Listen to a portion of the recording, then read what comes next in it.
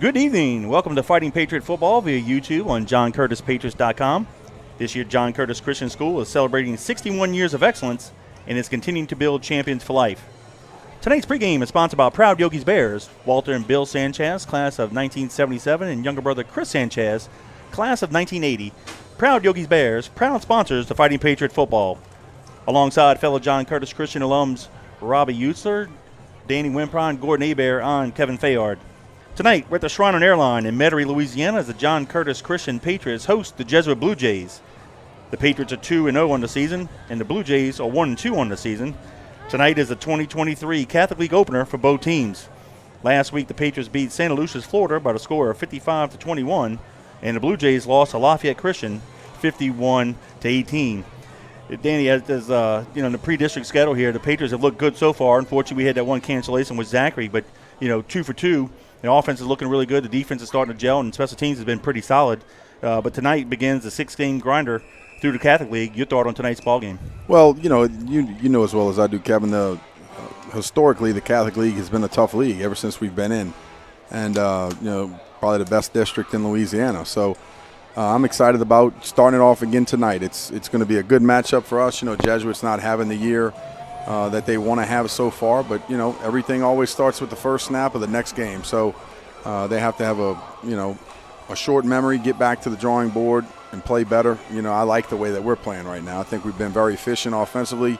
We've been running to the ball exceptionally well on defense. Special teams has actually been pretty darn good so far. We haven't had the opportunities that I'd like to see in our playmakers' hands on special teams yet, but I think all in all, the three phases of the game have been playing well together. They're playing Patriot football. Coaches obviously staying on them, but it's been an exciting year for us so far, and this is going to be no different. Obviously, starting district play, it's a big deal for being in this part of the New Orleans area to be part of the Catholic League, and it's probably a little bit more of a big deal to every other school besides us, because the district championship is not really what we care about. We care about being there in December and playing in the state championship. But having said that, it's you have to play each game one game at a time, and I'm excited about lining up against Jesuit tonight. Absolutely. Again, we want to thank Proud Yogi's Bears, Walter, Bill, and Chris Sanchez. Thank you for your support. Proud sponsors of Fighting Patriot Football, and they have been since pretty darn near the beginning, since 2013.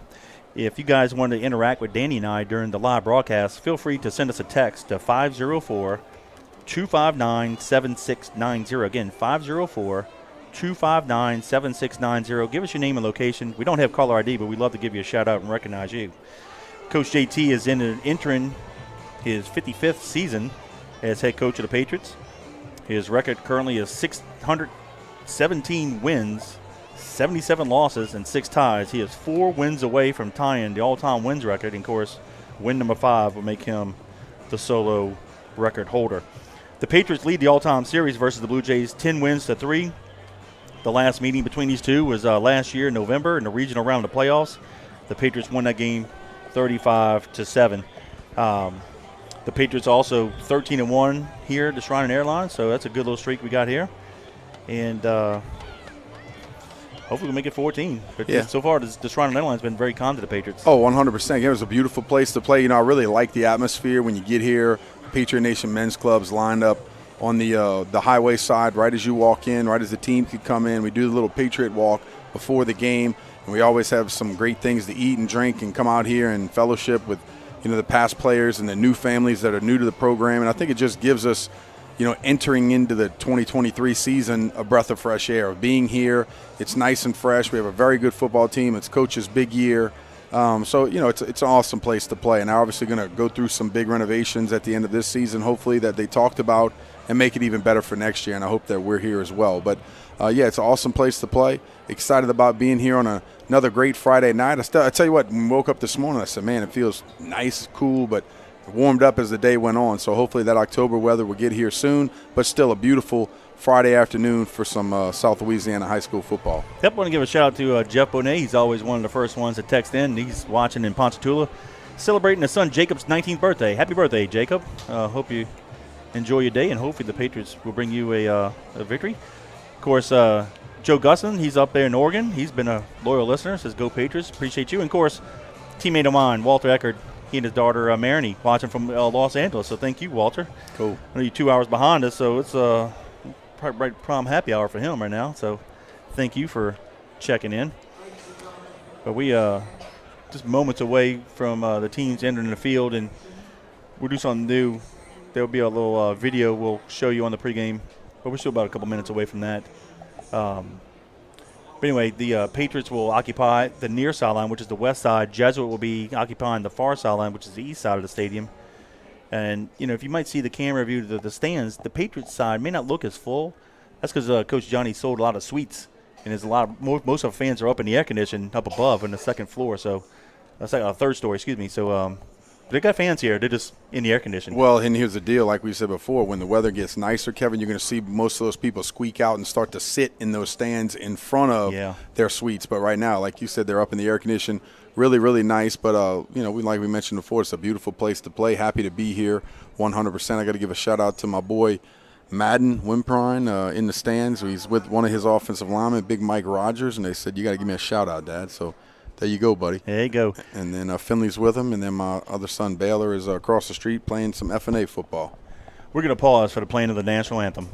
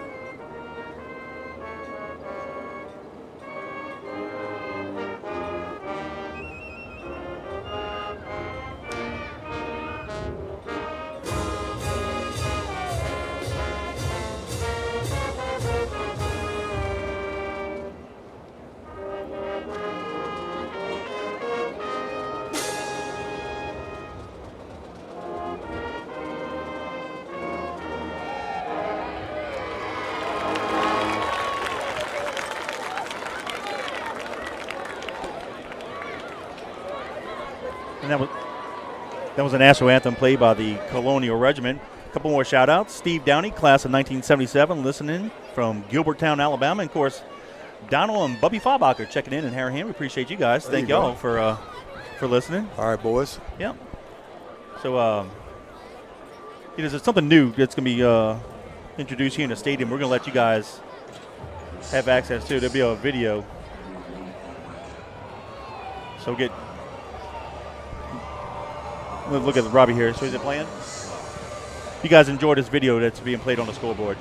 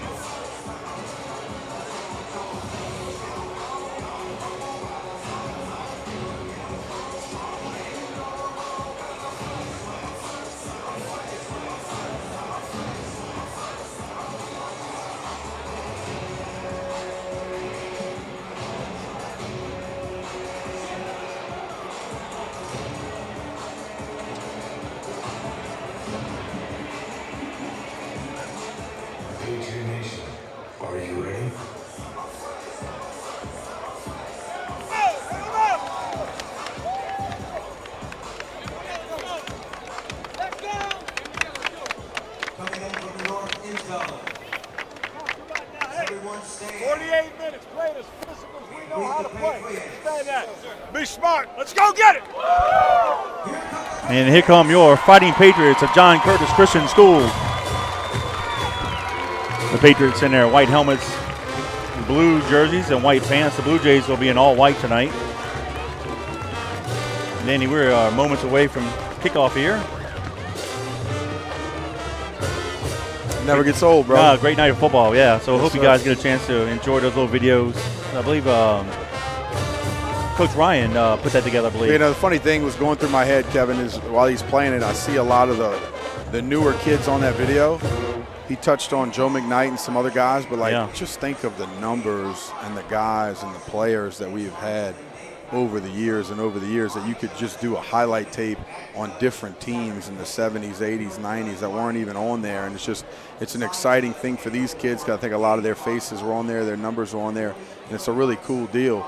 But as that's playing, I'm thinking, man, do you realize how long it could be if we had like a film of all these guys from back in the day and how cool that could be? And it's just great to be a part of this tradition, man. And I'm so happy and proud about this year, about this big news coming up with Coach JT. But, you know, like we always say, you gotta handle the first one. Yep. Hey, let's give a shout out to Dagan Bruno's grandparents, Mr. Chris and Miss Tony Behan, up in Laurel, Mississippi. Cool. So we appreciate you guys checking in. They've been some loyal listeners. We appreciate that. And, of course, Miss Latricia Callio, that's Deuce's mother. Yep. She's out in Florida, and she's been a very loyal listener. Appreciate you for checking in. And definitely real proud of Deuce. He's made some big plays in the last couple of years, and hope he enjoys his senior year. Jesuit is just coming out the locker room. They're about to enter the field as well. Again, the Patriots lead the all-time series versus the Blue Jays 10-3. They played twice last year, but, you know, that's been common because the playoff situation has been so watered down to where a lot of these Catholic League teams face each other in the regular season and then, unfortunately, play again in the playoffs. And that's right. And, you know, the old saying it's hard to beat a team twice. Well, you know, we've had – who was that last year, the year before? We had to play 3 times, I think, in one season. Is that right, or am I thinking of something? No, we almost would have played Brother Martin. Okay, that was it. Yep. We were thinking about maybe having to play them 3 times. But, yeah, it's hard to beat a team twice. I mean, once you see them, you can go back to the film. I mean, it's not like you go in the first game and you're thinking, let's not give them our best stuff. So, you know, you face a team again. It's a little tougher, but I like, you know, I just like who we are right now. I like the attitude of the team. I like the leadership of the team. You know, the aura of just when the guys get off the bus, they look like they're ready for business. They're ready to rock and roll. And, you know, like I said, this has been kind of an off year for Jesuit. They're struggling. But business as usual for us. We got to go out there and hit them hard and continue to do it for 4 quarters and play the Patriot way. Yep. And now the Jesuit Blue Jays take the field. You know, something we need to keep in mind, and this goes back to when Coach Manali was at De La Salle in the early years of the broadcast. He did it then, and he did it a little bit here at Jesuit. On offense, be mindful of the Blue Jays milking the 25-second clock, where they won't snap the ball to maybe 1 second left on the play clock to shorten the game to limit our possessions. Right. So it's going to be real important that the Patriots score every time we get the ball. And so far, so good. The Jamboree, the game against Central Lafourche, and then last week against Santa Lucia's, the Patriots have scored pretty much in the first half every time we got the ball. So if that pattern continues, I think the Patriots will be sitting pretty tonight. Yeah, you know, and it doesn't matter how long somebody holds the ball if every time you touch it, you get a touchdown. So, you know, we've been very explosive on offense, but very methodical as well. We've been able to extend some serious drives the whole length of the ball field and being able to get big points at the end. You know, you don't want to finish with field goals. You want to finish with touchdowns, and that's what we've been able to do this year. So I'm excited to see the offense once again.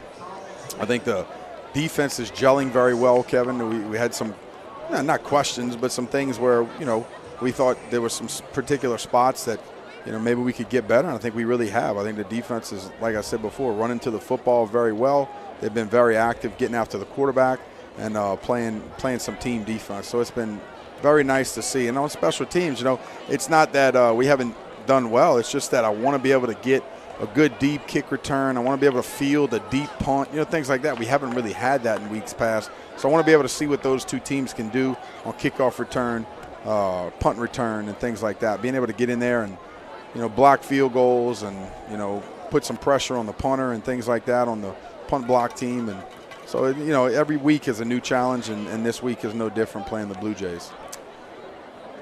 And we do have a few former fellow Patriots whose sons play for the Blue Jays. So if you hear the name LeRae, that's going to be Joe LeRae's son. And, of course, Cunningham, that's Tony Cunningham's son. Yep. LeRae's son is Roman. He plays receiver. And then Tony's boy is Luke. He plays offensive line. Yep. We had Joey Helms' boys played Jesuit. And, of course, Nicky Logidis. So we've had a few Patriot sons who've going on to Jesuit and done well for them. I saw Mr. Dennis Kelly walking in from Village Inn right there in River Ridge, and his son is Garrett Kelly. He's a senior offensive lineman as well. I think they said he played center, so I'll be watching out for him tonight. Deep for the Patriots, going left to right. The Patriots offense will get the ball first. Will be Kaheem Smith. The middle returner will be Michael Turner. Near side will be Marlon Prout.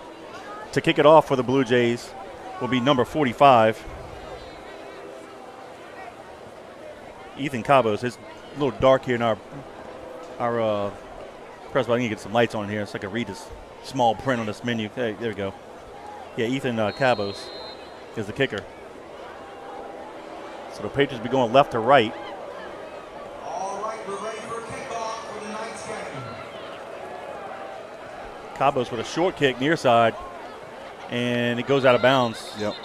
We were going to fair catch it, but the lineman wisely let it go, and it went out of bounds. So the Patriots are going to have great field position. Yeah, that was almost the near the 40, I think. Almost the danger zone, Kevin. He gets out another yard or two, and then keep it in bounds. That's a tough one. So we know what they're trying to do there. Just a short little kick in between the front and second line, and possibly get a good bounce and not let our returners make something happen. But like you mentioned, Patriots are going to have some great field position right here starting off. Yeah, Joseph Barber, number 1, almost recovered it, and the Blue Jays would have stolen possession from us.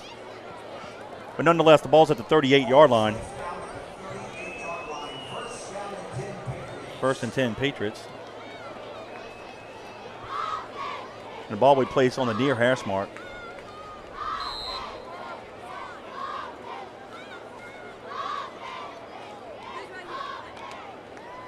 Gabriel and Proud of the halfbacks. Bruno's the quarterback under center.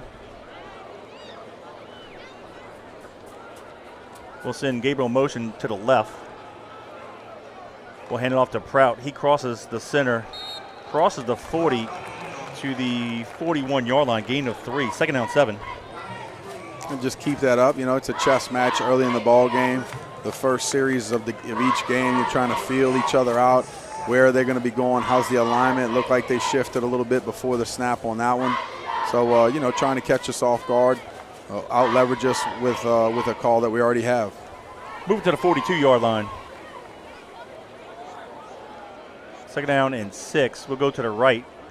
Bruno fakes it, fires it deep. Near side is intended for Mitchell, and it's incomplete.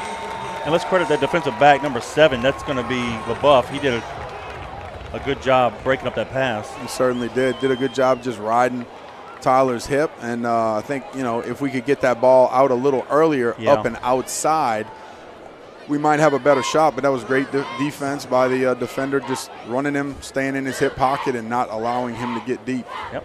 Give a shout out to my mom, Sue Fayard, watching in Plano, Texas. Appreciate you, Mom. She says, good luck, Patriots. Third down 6. Slot to the left. Single back.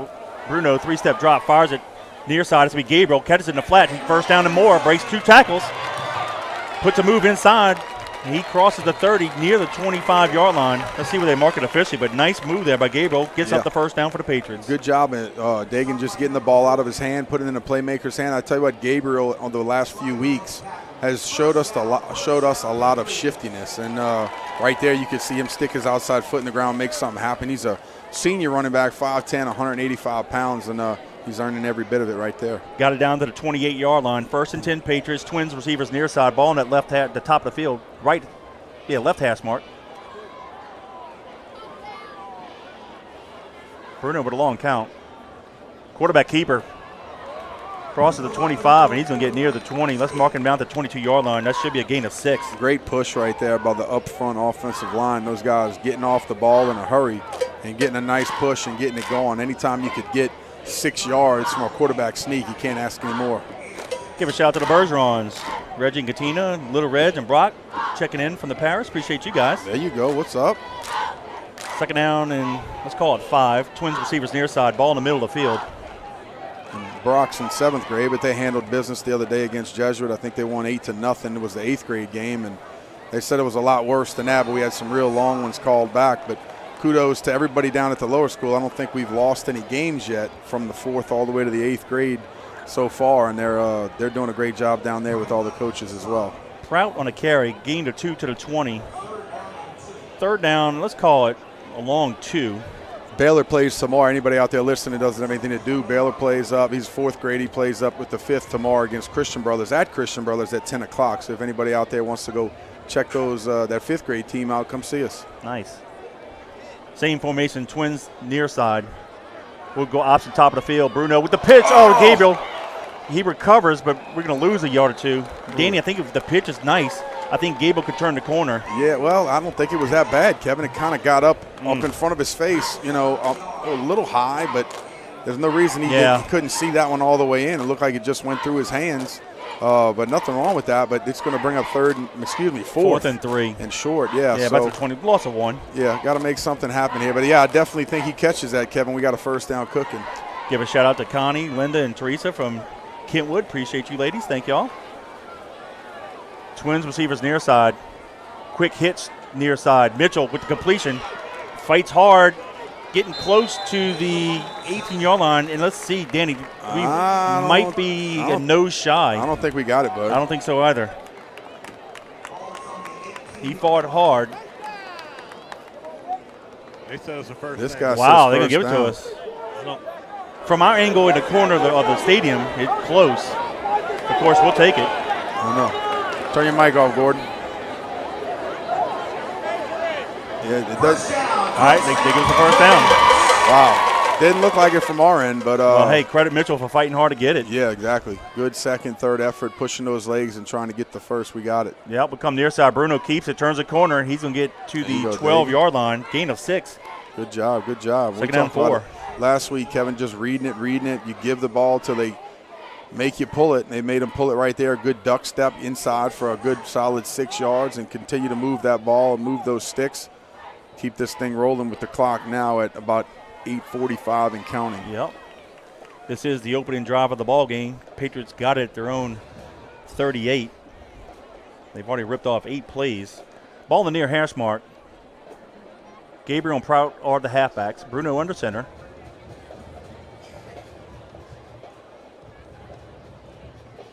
We'll come near side. Gabriel takes the handoff.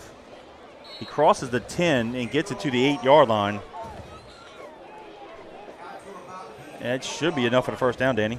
Yeah, I think we're really, really close. So if we didn't get it, probably another half a yard, and we're going to be 2 inches. there. Looks like it brings up third down and very short. So a lot of times you'll see the quarterback call his own number here. If he's got a big center that he can trust and a good push from the offensive line like you saw before, it's good ball security to keep it in your own hands and get you a first down inside the red zone. Yep, quarterback keeper's there if we want it.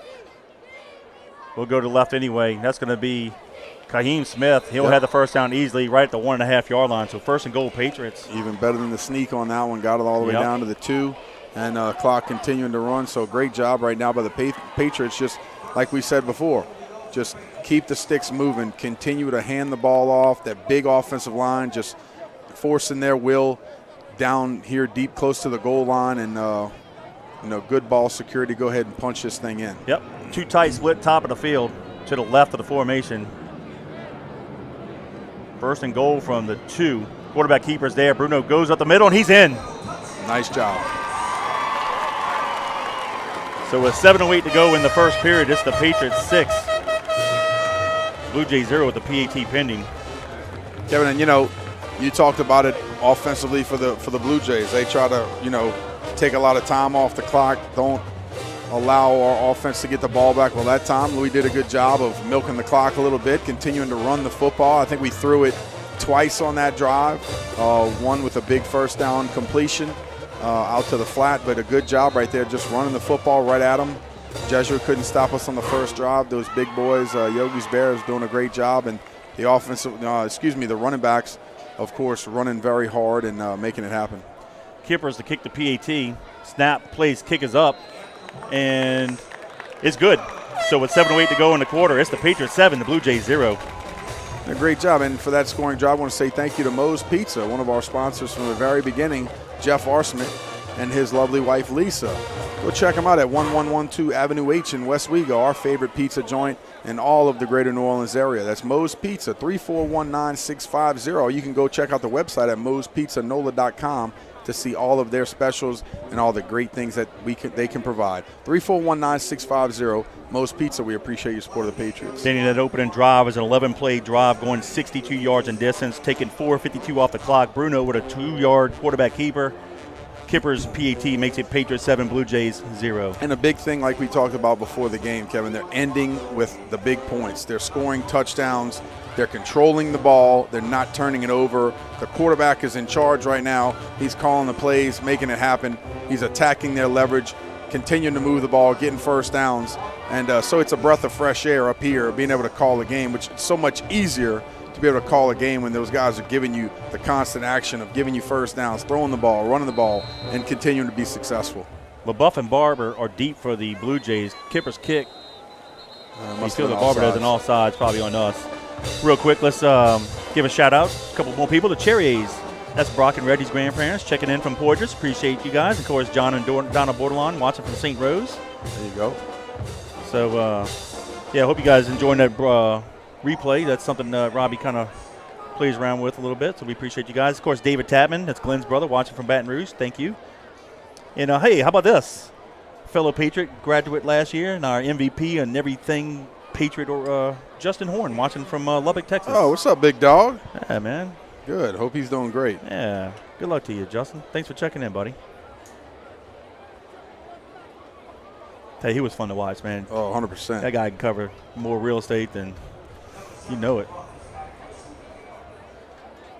No, that's he was basically the prototypical linebacker for what linebackers have turned into. Nothing but speed, cover all ends of the field, and can run and go get it. Barber fields it, goes to the far sideline, and he's going to be shoved out of bounds just past the 50-yard line. It's a nice return. Got it to, let's call it the Patriot 49-yard line. Going to be 1st and 10, Blue Jays, 6:59 to go in the quarter. And that's been a little bit of a problem for the Patriots in recent years. So we got to do a better job making those tackles. The challenge make it the 48 of Jesuit. Starts, Kevin, when you can't kick the ball close to the end zone. You know, when you could pin them deep inside the 5 or kick it through the end zone, then, you know, obviously they have to drive 80 yards to be able to do something. If you kick it short, then everybody has to stay in their rush lane, get down there in a hurry, and make it happen. Yep, Perez takes a snap from center, throws it to the receiver far side. Short gain. That's going to be number 5, McGee. Yeah, I said the 49 of the Patriots. He actually stepped out of bounds at the 48 of the Blue Jays, but that completion gets it to the 47 of the Patriots, so it'll be 2nd down and call it 6. The Blue Jays will no huddle. They look to the side. Perez will stay in the shotgun. Garcia's the halfback. He lines up to his left. Twins to the top of the field, split. That's double twins. They'll send a motion near side, and that's the in and out of the hands of the receiver. That's going to be Buck. Burke, excuse me. This print on the Jesuit program is so small. Yeah, it is. It's small. Burke, B-U-R-K-E, Burke. It'll be 3rd down and call it 6. In and out of the hand. He had it. But honestly, Danny, if he catches that ball, I counted 3 blue shirts right there. They'd have tackled him immediately. Just walk through.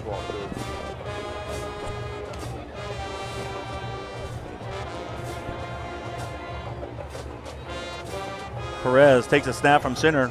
Pump fakes, he's in trouble. Got hit as he throws. Intercepted! Oh, and he got Callio. And I tell you what, the receiver, number 3, Sanderson dove and tripped him up. If not, Callio takes it to the house. But with 6:11 to go in the quarter, it's 1st and 10 Patriots off the pick by Callio. And the Patriots have the ball back at the Blue Jay.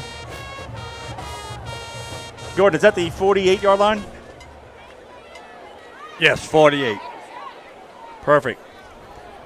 Great job stepping in front and making it happen. Good job of Callio just reading it, reacting, and getting the offense the ball back. That's exactly what you want. We talk about the efficiency on offense. How about that on defense? Making it happen once again, getting the offense the ball back, and that's team football right there. We'll do a quick zip to Prout, trying to turn that left corner. He does, hurdles the defender, and he gets it near the 44-yard line. That's a gain of 4. And that's going to be right at the 6-minute mark. So that's the official hydration break. So official timeout on the field. 6 minutes to go in the quarter. It's the Patriots 7, the Blue Jays 0. Couldn't ask for more than that, Kevin. Good job on an opening drive of the game.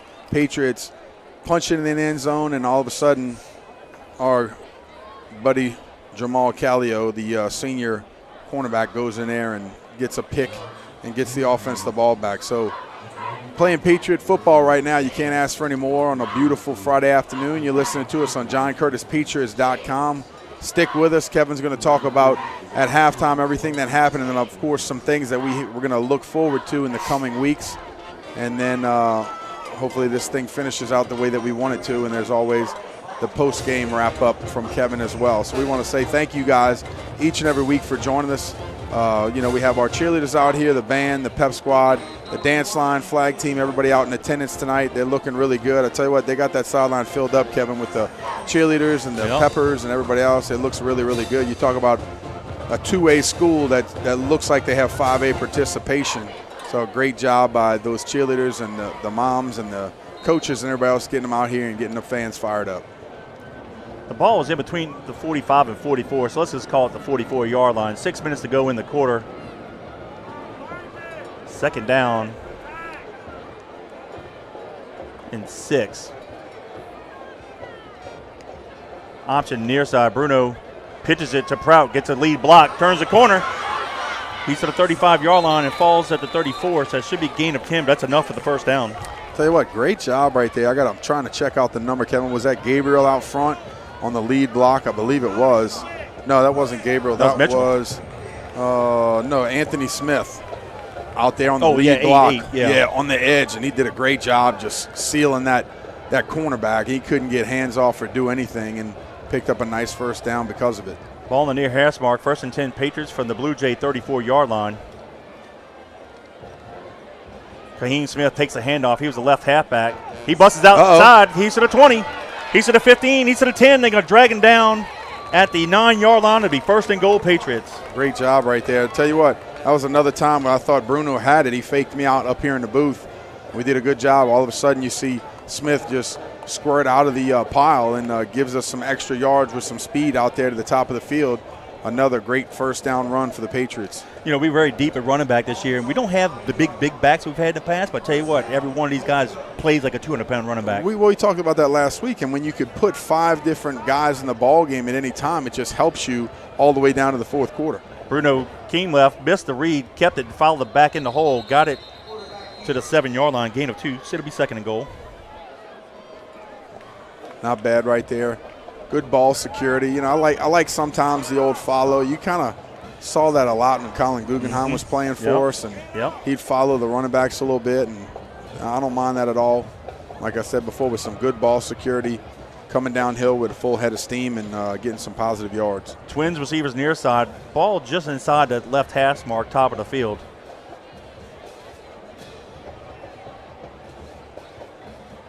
Bruno comes near side, drops back, fires it over the middle. It's caught by Turner for the touchdown. Great job.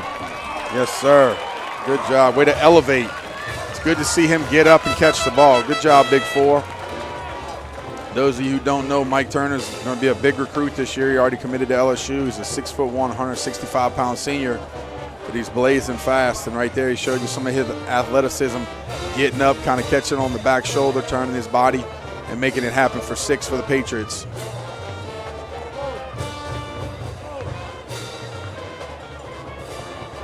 Patriots do the swing gate for the PAT. Kippers to kick it. And the left guard moved. Yeah. So we'll back us up. So that didn't look right.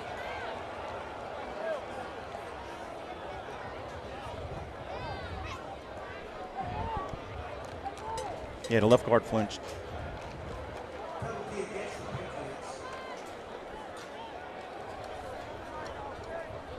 Well, so far the pattern is true, and the Patriots scored just about every time in the first half of the Jamboree, the first 2 games, and 2 for 2 tonight. Yep.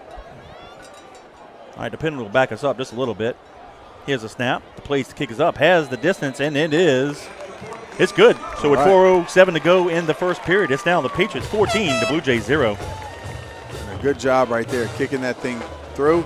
Nothing different about it. Just keep your composure and kick it right through the uprights. It looked like he had more distance on that one after they backed him up.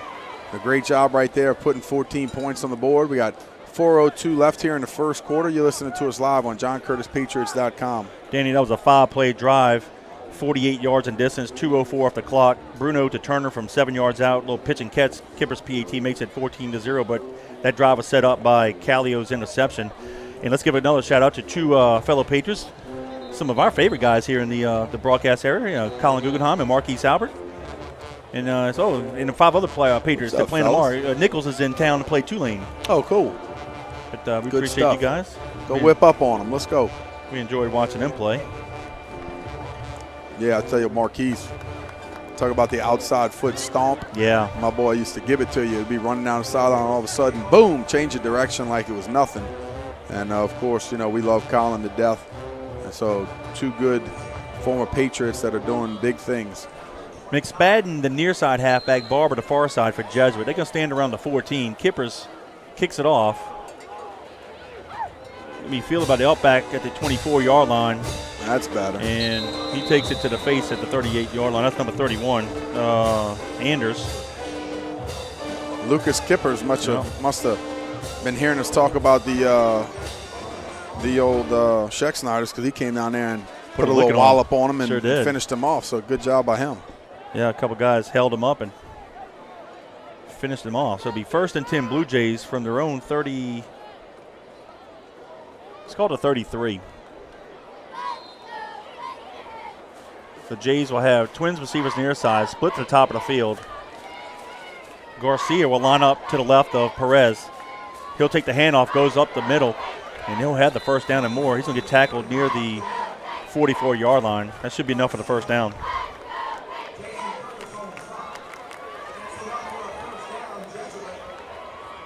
Then he just took the handoff and ran just to the left of the center. Yep. And gashes up the middle.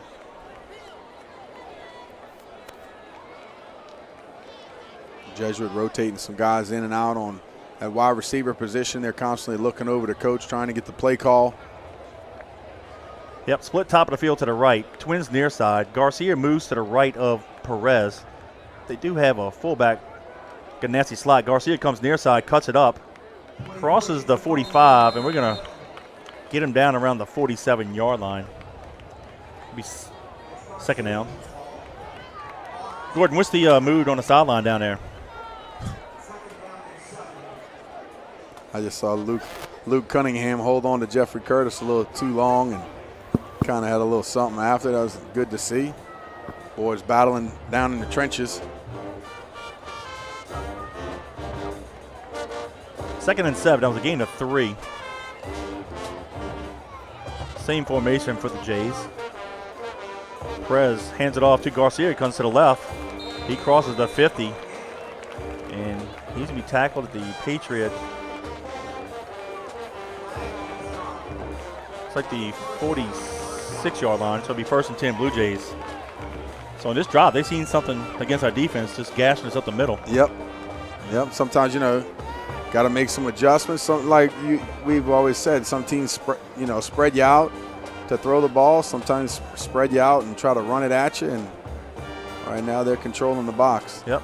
Same play. They had trips receivers. They'll give it to Garcia again. And again, he eats up several yards. He's close to the 40. Let's give him to the 41. Under 2 minutes, 1:50 to go in the quarter. Coach Manali down there barking out the signals. Letting them know.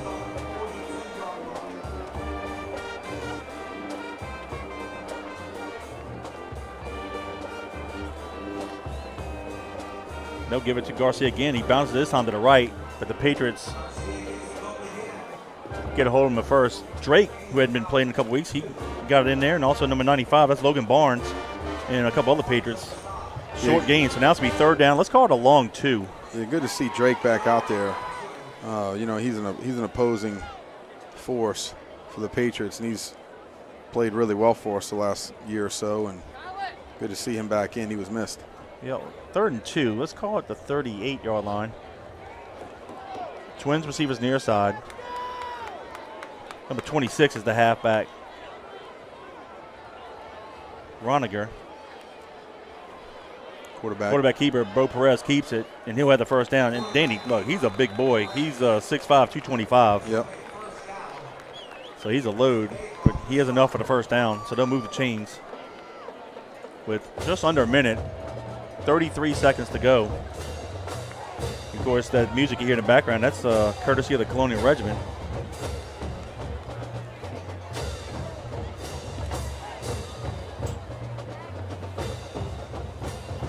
Garcia is back in the game for the Blue Jays. He's the halfback. He'll line up to the left of Perez. Twins near side, split top of the field. Perez gives it to Garcia. Goes right up the middle again. Uh-oh. And it's going to be a foot race, and we're going to tackle him inside the 5-yard line. This will be 1st and goal Blue Jays. Mark him at the 5. So they saw something again, like I said, early in the drive, and they just right up the middle, Danny, taking it to us. Yep, certainly are. Good job by the Blue Jays right now on this drive. Just Turner with the tackle. Making it happen. Yeah, Turner, 2 receivers right there, had to engage deep down the field. Turner and Tyler Mitchell looks like he's out there playing a little corner too. Yeah. Well, that's going to be the last play of the first quarter. So at the 1 quarter of play, it's the John Curtis Christian Patriots 14, the Jesuit Blue Jays 0. It's a good, and I'll be honest with you, Kevin. We need to get tested a little bit. Yeah. So, our guys on defense need to stay in there a little longer. They need to feel the pressure. They need to, what are we going to do in the red zone? How are we going to come up big? How are those big bodies up front going to get a push deep down in the red zone? So, we need a little bit of adversity here early in the season. Not being able to play that Zachary team that I think would have been pretty good and have some substantial linemen. A team like that, they have the numbers. So, there's, they have so many people in school that they could get out there, and they just have some big boys. So, unfortunately not being able to play that game. But Jesuit up front has always played us tough. Yeah. Their offensive line has always been pretty good, as far as size-wise, but they've always been very physical. Same thing on the defensive front. They've always played us well. And if you remember, Troy Baglio, which was a former offensive lineman, was their defense coordinator for a long time. Yeah. So he knew how to defend the Patriots just as good as anybody. Now all of a sudden you got another coach, Joe LeRae. Tony Cunningham's obviously helping out as much as he can as well. So, but our defense has to come up big here. Yep. 1st and goal. It's going to be quarterback keeper all the way. And tell you what, the big boy hammers at Perez to the 1-yard line. Gain of 4. It'll be 2nd down goal for the Blue Jays. If you remember, just a couple years ago, they had a senior quarterback, LaRiviere, who was just as big, and they gassed us up the middle with him. And, if you get a 6'5", 225-pound quarterback, why not? Yeah, but he was a different style of runner. He almost ran angry, like he was ready to take on linebackers, and I really liked him. He was my favorite quarterback last year by far. Was it last year or the year before? 2 years. Yeah, he was by far. He was my favorite. Yeah. From an opposing team. Looks more the same here. Now he's on the center. And he goes up the middle, and did he get in? He did. So with 11:10 to go in the half, the Blue Jays are now on the board with a 1-yard touchdown run by Perez. Yep, good push by them.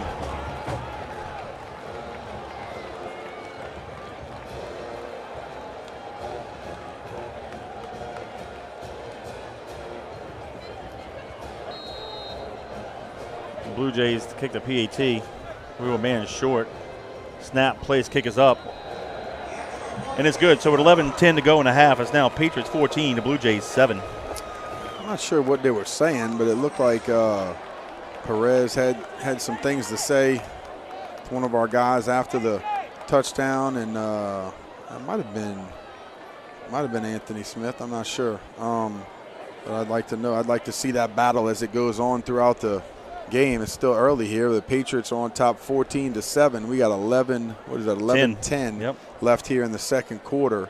And Blue Jays are going to have to line up and kick it off to the Patriots again. Hopefully we get a little bit better kick and we can make something happen here with some of our explosive players. Well, that was a nice job by them. They just methodically moved down the field, but basically they just gassed us up the middle, They did. And, like we said earlier in the broadcast, it's a chess match. You got to figure it out. What are they doing? What are they having success with? Can you play man-to-man on the outside, enter some more guys into the box? Do you have to change things up, in the formation, take a guy away, put him in the box, maybe get a little heavier at the defensive front? But, we'll see how it goes. But the good thing about it so far is our offense is playing well, and those big guys are pushing Jesuit around as well. All right, let's see if Jones kicks it deep or tries to steal possession. But it's going to be Gabriel and Prout deep. They do kick it near side. Fielded by JoJo. But did we call a fair catch? Because as soon as he caught it, they blew the whistle. I didn't see JoJo fair catch. I didn't see unless somebody else across the field did. But nonetheless, we're going to have good field position, though. So it looks like that's what they're going to do. They're going to try to sky kick it short. So it's going to be real important that we field the catch. And if we have to, be safe and make that fair catch. Right. There's nothing wrong with that. When he kicks a short kick like that and you have a fair catch, who cares? That's you know what? I just saw the replay, Danny. When JoJo went to go to take off, his hand came up. And if it comes up a certain, close to eye level, I think it's above your shoulder. He wasn't trying to do a fair catch, okay. But just his normal action, he wasn't – I guess he was surprised the ball was coming his way. Yeah. And when he took off the run, his hand came up high enough to where that's the signal. Well, we got to get Tom Shaw out here and show these guys how to run. And because he ran as a flag on the place, that's going to move it back to the 32-yard line, but that's okay. Yeah, still good field position. The idea is kickoff return, get it outside the 20, kickoff team, pin them inside the 20. So we're still in good shape here on the 32, lining up for our third possession. Yeah, Prout and Gabriel, the halfbacks. We're going now right to left from the 32. Bruno in the center. Three-step drop, throws it far side, going to be complete to the receiver, the outside. Breaking a tackle, crosses the 40. Gets it maybe closer to the 41. Xavier Brown. Nice pitch and catch between he and Bruno. And I like those, Kevin. I mean, I'm sure you did as a receiver. Yeah. Getting it in the playmaker's hands early, one of those long handoffs, high percentage throw, just flipping it out there and picking up a first down nice and easy, giving those offensive line a little bit of a break and getting it out the quarterback's hands quickly, not letting him get hit. Danny is a gain of 10, right to the 42, 1st and 10. Twins receivers to the right. Ball in that right hash mark to the top of the field. We'll throw it back far side. That's going to be Mitchell on the sideline. He breaks a couple more tackles. He's fighting hard, and he's going to get it right just across the 50, between the 50 and the 49. Let's call it the 49 of the Blue Jays. I promise you, I could have called that play in my head. I was thinking just flip it out there because their safety's lining up so high, inverted, but he's deep enough to where it's basically 1-on-2 out there by the corner. And if you attack with good leverage from our outside receiver, you have some room to run. So a good job of picking up something close to the sticks from, again, a nice high percentage throw. Yep, 2nd down 1. Same formation, Twins to the right. Smith and Smith. You got two Smith at the halfback, option near side. A.J. Smith gets the pitch, gets the load block, turns the corner, and he's be shoved out of bounds near the 30-yard line. Gordon, is that the 31? I can't tell from my distance here. Be about the 33. 33, thank you. That's nonetheless a gain of 16, 1st and 10 Patriots. Good job right there. And at the top of the field, the safety came down, challenged the number 2 receiver a little bit more, and we took it to the bottom of the field where we had some numbers, picked up a nice block from the lead running back, and a nice play. 9:41 to go in the half. 1st and 10 Patriots, ball in the near hash mark. Prout and Gabriel, the halfbacks. 3-step drop by Bruno, complete to Turner, near sideline. And I'm going to need a help with that, Gordon. The sideline's blocking our view. 24. Thank you. Yeah, looks like gain of 9. Yeah, it looks like he's about a yard or 2 short, so a good job again. Just taking what the defense gives you. And this is what I love about playing some balanced football. It doesn't mean you have to throw the ball 50% of the time and run it 50% of the time. It's about taking what the defense gives you. So if their corners are going to give us enough cushion, keep eating it up by the simple throws and let your athletes go to work. Twins to the right. Option, top of the field, Bruno keeps it, turns the corner. He should have the first down. I love what Jeff Curtis is doing on the offense. I told him this towards the end of last year. Sometimes double twins, empty set, or one back trips, or twins to one side, split near side. It confuses the defense, but we're still running the inside-outside veers or quick hitches. Get them out the zone. Get these defenses. Get them out the box. Right. I love what he's doing. Mixing and matching with 9-10 to go in the half. He's doing a great job, and the boys are doing a great job executing. Ball is at the 23-yard line. Draw play here is going to be Jack Corcoran. And I believe he gets it near the 20-yard line. Gain of 3. And a good job mixing up. And that's another thing that, it allows you when you throw the ball and you throw it effectively, you're able to run some draw plays, you're able to throw some screens, you're able to do different things that you can't if you're just lining up and running the ball right at somebody. But I totally agree with what you said, Kevin. And then, to be honest with you, what it helps out is that we have personnel this year that are all over the offensive field, and we could basically hand it or throw it to anybody, and they have an opportunity to make something big happen. Twins to the right will go to the right. And I believe that was Gabriel on the handoff. And he's going to be tackled at the 17-yard line, a gain of 3. That was kind of a tight one there, Kevin, at the mesh point. I wasn't sure if Dagan was trying to pull it at the end or just, he decided he was going to give it the whole time. But he looked like he hung in there a little bit longer. And, good thing for us, the ball security, they're taking care of the football, continuing to move it down the field. 3rd down for Patriots. Ball's at the 17. 7:48 to go in the half. We'll go to the right again. Gabriel over to center. He was a right halfback. Takes a handoff over to center, but he's going to be about 1 yard shy. 2 yards shy. He's at the 15-yard line, gain of 2. Another good thing, one thing we need to watch for, Kevin, maybe not this far deep in their territory, but when the safeties are that tight and inverted into the box as they will, it gives us opportunities outside for basically a one-on-one route. Because if you could do any type of play action over the ball, those safeties are going to suck down in the run game, and you could have a fade, a post, anything over the middle of the field, basically one-on-one with some of these dynamic receivers. 4th and a long 1, 2 tight split top of the field. We'll go to the left, and Prout has the ball, and he's going to be close to the first down. Gordon, can you see, did he make it? Yeah, he made it. He made it. I'll tell you what, that was a great job by I think it was their outside linebacker coming in and crashing down their defensive end, just coming down hard. He saw that we, came inside on the block, and he just crashed down as hard as possible and hit that mesh point of the running back. And I tell you what, if we don't explode out of our stance as a running back, we don't get it. What yard line is that, Gordon? I can't tell from here, but it's first 13. 13-yard line. Thank you. There it Fade is. to the back of the end zone. Turner, incomplete. He had it for a second, and then it fell out. That's that one-on-one route I'm talking about, Kevin. You could take your pick right there with the safeties down in the box. He actually comes down and plays in the box. Dagan with the 3-step drop. You want to see that thing up and over a little bit more, but I'd also like Mike Turner to get up even higher. Mike's one of those guys that could probably dunk a 12-foot goal. Right. So I want to really see him go up and get that thing at its highest point and catch it over that DB's head. Yeah. But what I really like about this is, Kevin, we're giving these guys some chances and opportunities. Yep, Twins near side, 2nd and 10. We'll go to the right, option to the right. Bruno keeps it, turns the corner, and he's going to get it to the 10-yard line to be 3rd down and 7. He actually had the ball in his hands, but let's credit Barber, the defensive back. At the last second, he raked it out. Yep. Good play on his part. I tell you what, they're down there hitting, Kevin. Yeah, they Doesn't are. matter who's carrying the football. These defenses are playing hard tonight, and they're getting after the ball carrier. So good job, again, by our QB just securing it and getting down. What are we, 3rd down here? Yeah, 3rd and goal from the 10. 3rd and 7, excuse me. We got to get to the 3. That is a hydration timeout with 6 minutes left here in the second. Yep, so official timeout on the field, 6 minutes to go in the half. It's the Patriots 14, the Blue Jays 7. Kevin, this timeout to be 3rd and 8. Go ahead. Man, I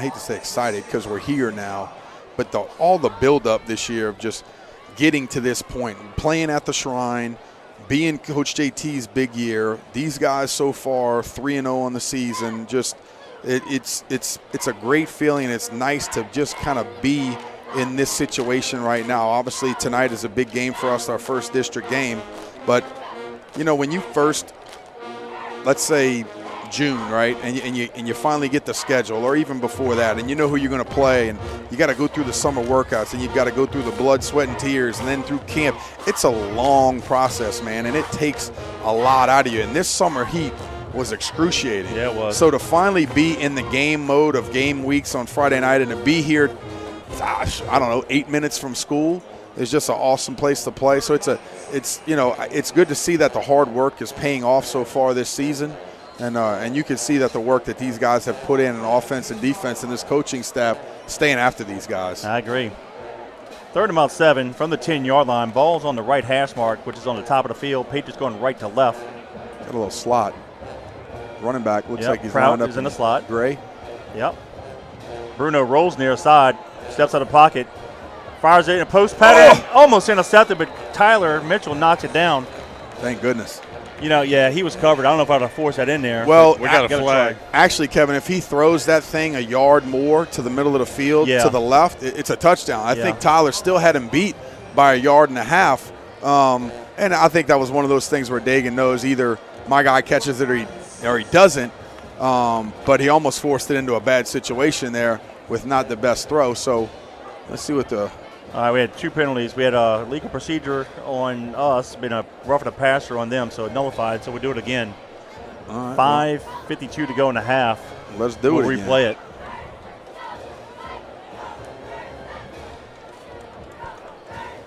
Got to get your flag, big guy. Get it and let's go. Dagan Bruno has the call. He's going to line up the Patriots in the huddle, make the call. 3rd down. What are you calling it, about 7? Yeah. 3rd down and about 7. And I think Kippers could kick a field goal from here, but I think this could be 4-down territory. Well, I think for us, it's not that he can't do it. It's that we really, at this point in the game, I think we can do it, and I think we need to get up another score by their offense moving the ball the way that they did last drive. I agree. Here we go, 3rd down. Draw play.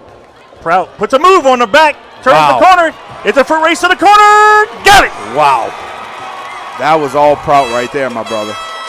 That was fantastic. Damn, he had 2 guys basically right in his way. I mean, literally, he had a guy that had him stopped right in the hole and zuzup, cut out to the outside, and then he had another defensive lineman that had him stopped, and he had to use his speed to get around him, and he did exactly that. That was an individual effort that got us that one, Kevin. That was a great job, and I like putting it in number 3, the senior's hands on the crucial down and distance there in the red zone. Tell you what, he faked 3 guys out in the phone booth and got it in the end zone for the touchdown. Yeah, that was awesome. Kippers to kick the PAT. That was a big play there for the Patriots. Snap, plays, kick is up, and hit the crossbar and it fell forward. No good. So with 5:43 to go in the half, it's now the Patriots 20, the Blue Jays 7. Kevin, for that scoring job, I want to say thank you to our good buddy up here. That's Robbie Usler with Bob Usler Productions. And, he's always up here as our chief production engineer, and he always gets here early, has to stay late, has to break it down. He's in charge of all of this nice, expensive equipment, and he does a great job for us. So if you guys want to throw a dog a bone, give it to him. 738-1447 for anything that you need professionally filmed or edited, a wedding, party, anything that you have going on. 738-1447, Bob Usler Productions. We appreciate your support and always appreciate Robbie up here with us. Danny, that was a 12-play drive going 68 yards in distance, burning 5:33 off the clock. And with 5:43 to go in the half. Now, it's 20-7. Now, the Patriots need to play defense here because we don't want them to score because they get the ball to start the second half. We can't allow them to steal a possession back from us. You're darn right. My good buddy Chris Bergeron, they're playing F&A. He's coaching Madden across the street. He said, we're listening to you guys beat the Blue Jays. Nice. Appreciate that. And his future Patriot, Tyler. Barber from the 10 near side. 20. Bounces to the outside. Jason Curtis is forcing back inside, and Barnes finishes him off around the 27-yard line. So nice teamwork there between Jason and Curtis and Logan Barnes. Good job of Jason keeping that outside hand free, not allowing that guy to bounce it outside, inside post, shoving it strong and not letting him get to it and then pushing. What about a defensive tackle, Logan Barnes, on kickoff coverage? Yeah, now that you say that, damn, you said his name and it didn't register, but yeah, that's awesome. Hey, that tells you one thing. He hustles and he can run. You coming down on kickoff, you can run. So good job by the 5'11", 250-pound junior getting down and getting nasty on kickoff team. I'll tell you, I was watching the replay. I was trying to see if I can get Barnes. Number 26, Jacoby Boudreaux, came down and just hammered a Blue Jay. Good. The guy turned around. One of them middle backs, and the Blue Jay turned right when he turned around. Boudreaux said, "How you doing?" Bada bio. 5'9", 175-pound sophomores, Boudreaux. Yeah, it'll clear his sinuses. Yes, sir. There's an injury timeout on the field, so with 5:33 to go in a half, it's the Patriots 20, the Blue Jays 7. Again, if you want to interact with Danny and I during the live broadcast, feel free to send a text message to 504-259-7690, 504-259-7690, and right on cue, Miss Betty and Vernon Walker out in Phoenix, our president, Mr. and Mrs. President of our Phoenix chapter fan club. I like that. I'll give a shout out to Miss Trish Gerardo. She's listening to us live, and her son Graydon is first year here at Curtis. Oh, nice. Baylor's buddy in his class, and it's good to see them here and enjoying it. Yeah. Perez hands it off to Garcia up the middle. Short gain to the 24-yard line. It'll be second down. I think Garcia's not a big back. Danny, they got listed at 5'8", 170, but tell you what, he definitely runs hard. Yeah. Runs behind his pads, keeps good pad level, and finishes when he gets contact. Twins to the left, split near side. They'll give it to Garcia again. And that's the lot on the tackle. Yeah, good job of Hayden just filling that hole. Give him to the 26, gain of 2. So it should be about third and let's call it 6 with 4:50 to go in the half.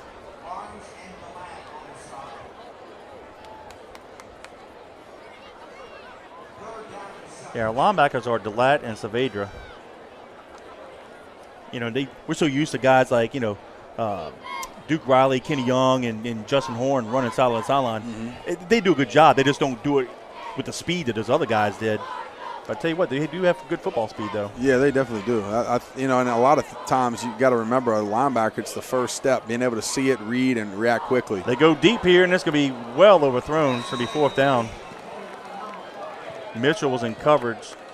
Looks like number 5. I believe that was McGee, the intended receiver. So incomplete pass. That makes it fourth down and long 6. Yep, and Jesuit's going to line up and try to take their shots here and there. Tyler Mitchell looked inside, almost looked like he tried to jump it, and it was just overthrown there by the quarterback, and it's going to bring up fourth down and hopefully a punt here. And I want to try to see if we could set up a nice return right here. 39 is the punter. For Gleason. That's going to be Kaheem Smith, number 5, yes. Flag in a play. Count the white shirts. Is it 12?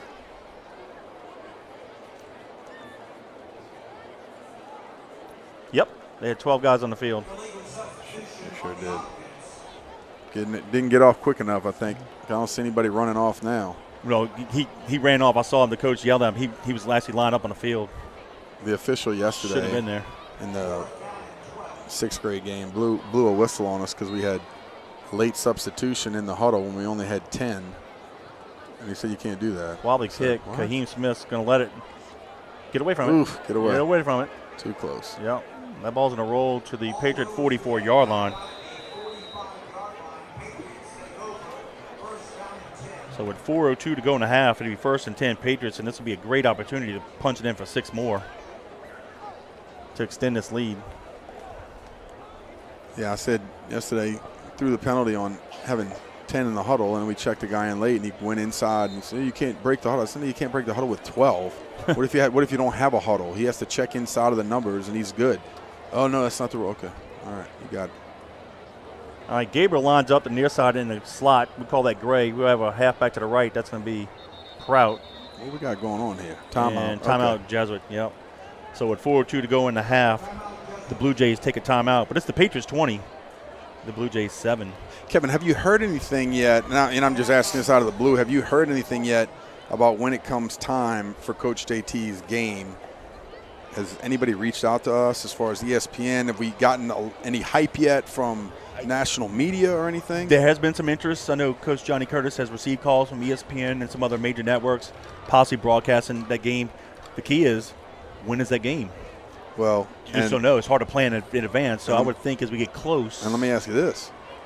if they pick it up, are we going to be able to call the game? Yes. Okay. Because Johnny did say we have our own crew, and they said, no, it's no problem. So we're calling it no matter what. I mean, look, if ESPN wants to pay us $10,000 to broadcast the game, I mean, I think we'll just have to grunt and do it, right? Yeah, but you know what?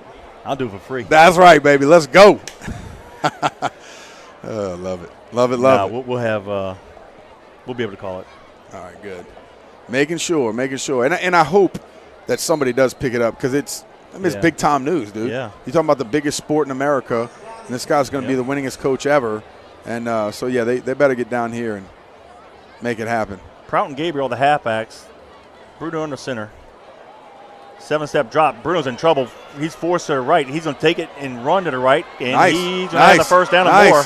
Atta boy. And he shoved out of bounds at the Blue Jay 44-yard line. So nice job there by Bruno. Yeah, people forget Bruno is a three-sport athlete. Yeah. Plays basketball, very intense, very athletic, baseball, great baseball player, quarterback as well, leader on this team, and he's a good athlete. So, nobody's going to be running him down on the outside, and he gets a little room. He's going to make something happen. He did just that, saw some room, had to get away from it, be athletic and get away from the rush first, and he did that. Yeah, ball in that right hash mark, 1st and 10, Patriots. Kaheem and A.J. Smith are the halfbacks. Will come near side. Bruno keeps it, pitches it. A.J. has the corner. Keeps his balance, across the 30, and he's near the 20-yard line. That'll be a first down. Way to run the option right there. That was great. Gain of 14. Great job. Pulling the ball, having to pitch it early, get it outside. Now you're one-on-one to be able to make something happen. So good job right there again by the senior quarterback, making good decisions and picking up a nice first down. Teammate of mine, fellow Patriot Gerald Mitchell's, and I'll come to Gerald's question after this play here. Twins to the right, ball in the near hash mark. 3:22 to go in the half. We'll go up the middle. Let's go with a gain of 2 to the 18. It'll be 2nd down and 8. So Gerald was asking us, when's the last time we scored on a pump or kickoff return?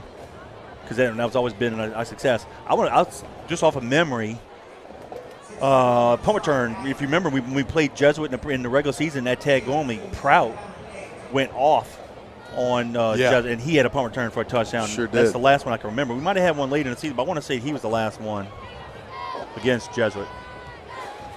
Bruno, 3-step drop, throws it near side. Incomplete, a little low, intended to Mitchell, so it'll be 3rd down. He caught that, guys. He did? Oh, yeah, he caught it. Did he call it? They called it incomplete. Incomplete? Oh, the guy called it incomplete, so it hit the ground. I'm standing right here. Well, hey, let him know. Make the call. In a state championship game, that could be reviewed. Oh, I forgot about that. Yeah, that's right. I don't know if that's good or bad, though. Well, if you're not doing it all year long. Yeah, that's true. Well, if it's our call, it's good, right? Yeah, of course. It's going the red, white, and blue way. We're ready. Bruno back to pass, looks near side, throws it backside to Prout, and he's going to have the first down. He's inside the 10. Yep. Gordon is at the 8-yard line. Good spot right there by the David. 9. Gain of 9. Going to be 1st and goal Patriots now with 2:29 to go. Way to slide his feet. Feel comfortable in the pocket. Yeah, I was thinking about this earlier when Prout had that touchdown. He went off on Jesuit. He had 2 long runs in that punt return. I want to say he had like close to 230, 240 all-purpose yards last year. Yeah, it was a great game for him. Twins receivers to the right. Ball in the near hash mark. We'll go to the right. Bruno keeps it. And he's to the 5-yard line. Gain of 4. And the Blue Jays aren't just going to give up and give it to you. They're a very physical football team. Looks like Coach Manali's calling another timeout.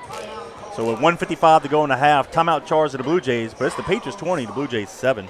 As you look at it on the Jumbotron, I want to say thank you to our family's company, River Parish Disposal. Been picking up your commercial garbage for 40 years now in the greater New Orleans area. You can give me a call, Danny Wimprine, at the office at 504-738-7700. Check out the website at www.bizstinks.com. And, of course, that leads me into, like we've always said, our business stinks, but it's picking up. When are they going to get you to do one of them commercials? No, they don't pay me enough for that. I'm just joking. Who knows, man? Who knows? We appreciate everybody for listening to us and watching on the TV or the computers or your phones. Yep. JohnCurtisPatriots.com via YouTube. Of course, and to all of our fans that are in the press box. Excuse me, not the press, but the suites. Thank you. Yep. Thank you for checking in at the game and watching us on the TV inside your luxury suites. Ooh, luxury suites. It's nice, Kevin. Is ours luxury? This is luxury, right? Hey, it's better than Bernalino on the roof. You ain't lying, dude. Somebody, so you know, it's funny you said that because somebody asked the other day, like, man, why are they changing it from a baseball stadium? Because we don't have enough baseball fields. I said, well, we don't really have enough football fields. What about Bernalino? I said, are you joking? Yeah.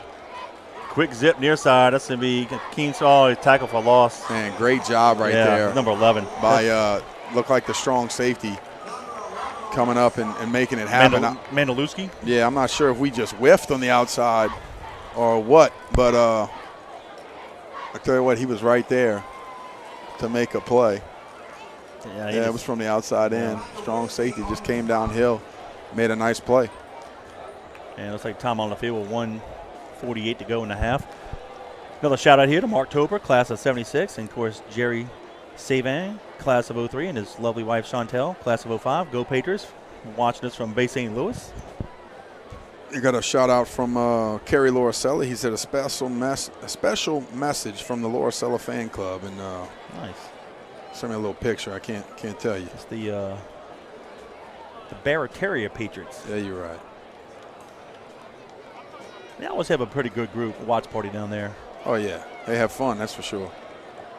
You think they drinking some adult beverages down there? One or two frothy beverages. There you go. Some frozen mugs. Yeah, you know. I had a few of those one time. Yeah, I remember. Went to go get a refill, and I stumbled across the dance floor and ended up winning the dance contest. Yeah, you crazy. Well, by the way, we're unintentionally. we're having that extravaganza again this year. Yeah, you're right. I think in January, right? Yeah, that's right. I think going to celebrate Coach JT's big year, and Patriot Nation Men's Club is 10-year. Third and goal from the 8. Bruno was in trouble, and he's going to go down. They got him. That's big number 0. That's a forestall for a sack. So name says it all. Yeah. So do we kick the field goal? Let's go for it here. Where are we? It'll be close. Where are we on the field? I'm trying to see what they haven't marked it yet. On the 13. The 13. 30-yard field goal. That's about Kipper's limit. And we are up by, I'd say we kicked the field goal. But no, offense is on I don't the field. get paid the big bucks. Let's go for it. We are. I like that attitude, too. Let's just go for it. We're letting the clock run. But eventually, guys, you got to line up and see what we can do. You know, you got to be able to line up and see what we can make, and if we could get a good snap, kick on rhythm, how far we could plug it. And so, you know, it could be an opportunity. They'll talk about it after they let the clock run. It looks like it's 1 minute and 2 left here in the second quarter. You're listening to us live on JohnCurtisPatriots.com.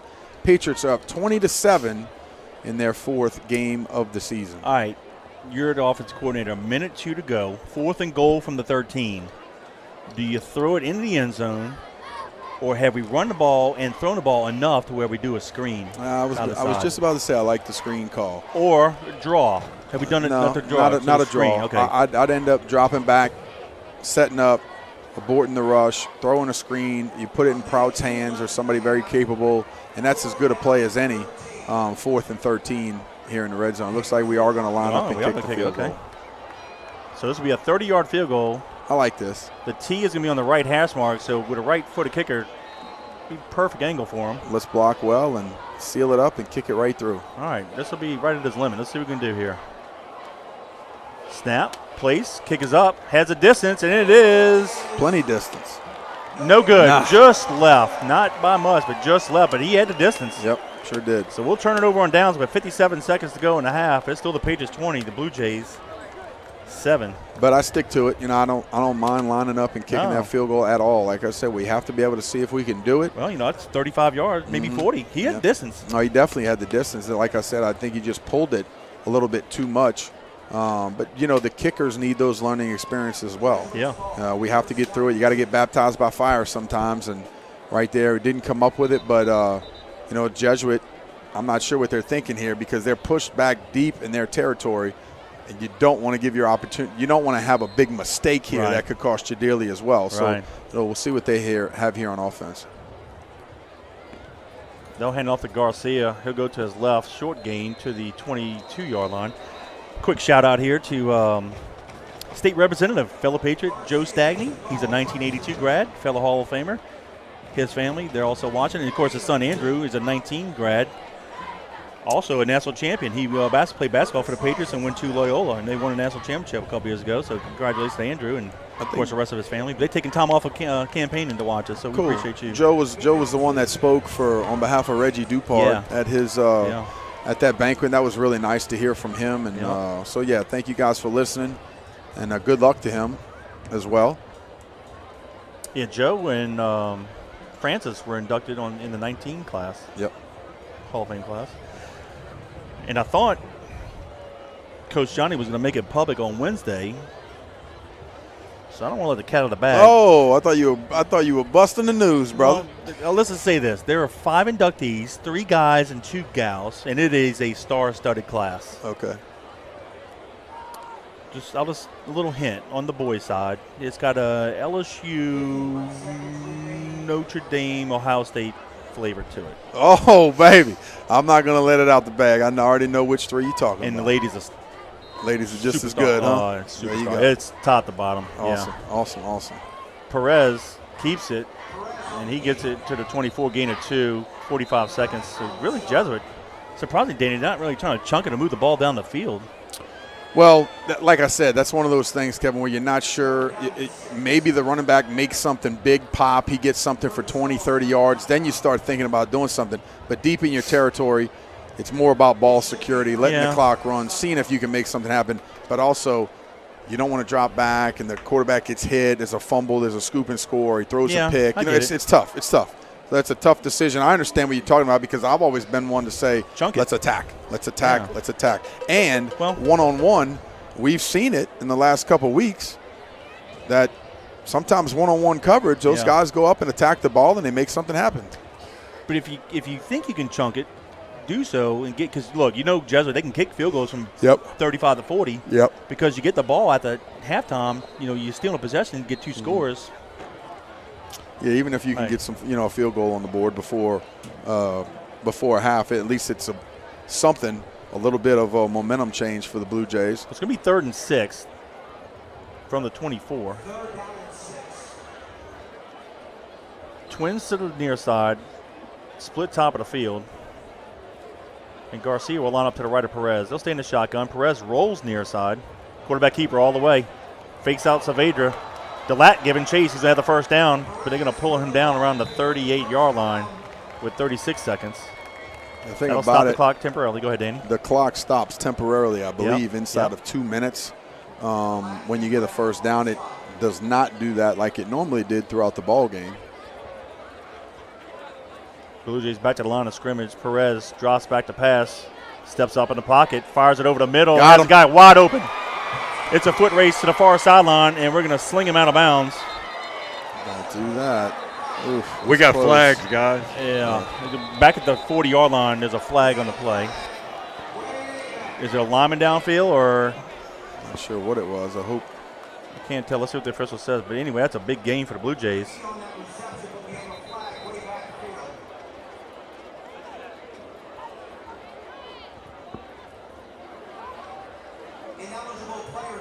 All right, a lineman downfield, so that saved the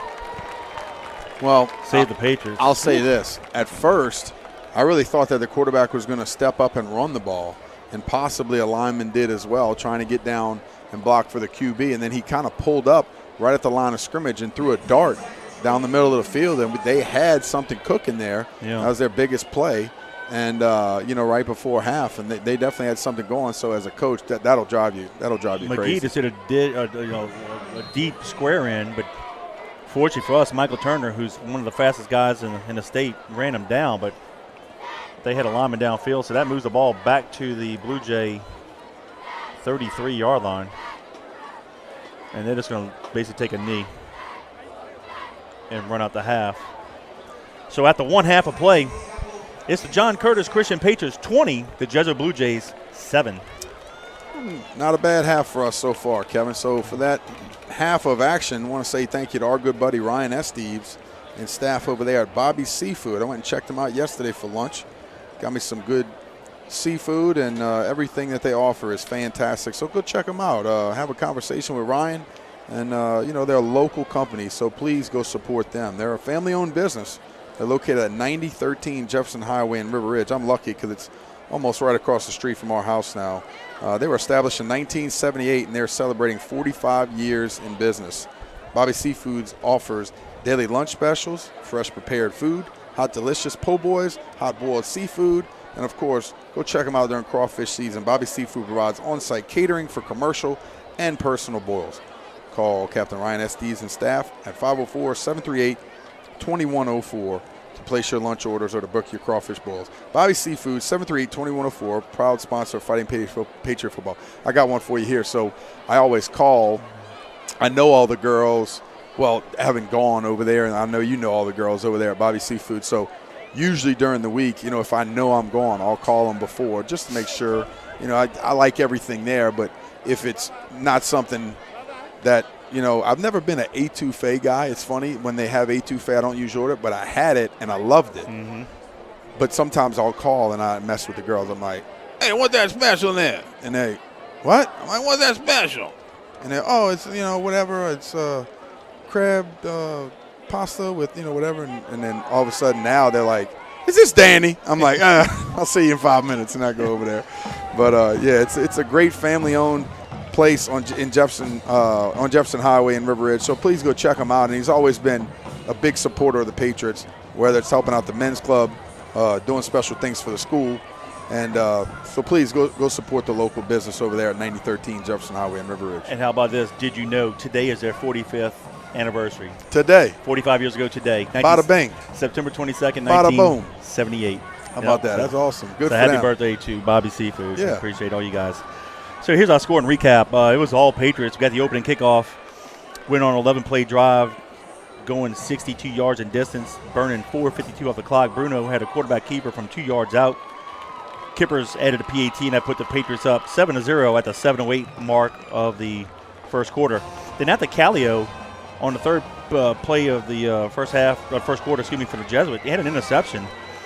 The Patriots went on a 5-play drive, going 48 yards in distance, burning 2:04 off the clock. And Bruno hit Turner on a 7-yard touchdown pass. Kippers added a second PAT, and with 4:07 to go in the quarter, that put the Patriots up 14-0, and that's how the first quarter ended. But the second quarter started more of the same with 11:10 to go in the half. Jesuit got on the board with 11:10. Perez had a 1-yard touchdown run. They had a nice little drive to end the first quarter, go into the second quarter. Jones added a PAT. That made it 14-7. Then the Patriots got back on the board with 5:43 to go in the half. Prout had a 10-yard touchdown run. We missed the PAT, making it 20-7, and that was a 12-play, 68-yard drive, burning 5:33 off the clock. The Patriots had one more opportunity. Nice little drive, got inside around the 8-yard line, had first and goal, had an incomplete pass, a short run, and then a sack. Put us out of really, we could have gone for it, if you will, but we want to try a field goal, and we had a 30-yard field goal attempt by Kippers. Had the distance just a little bit off, a little bit just to the left, wide right by maybe 2 feet, but the good news is we know he can kick it from there.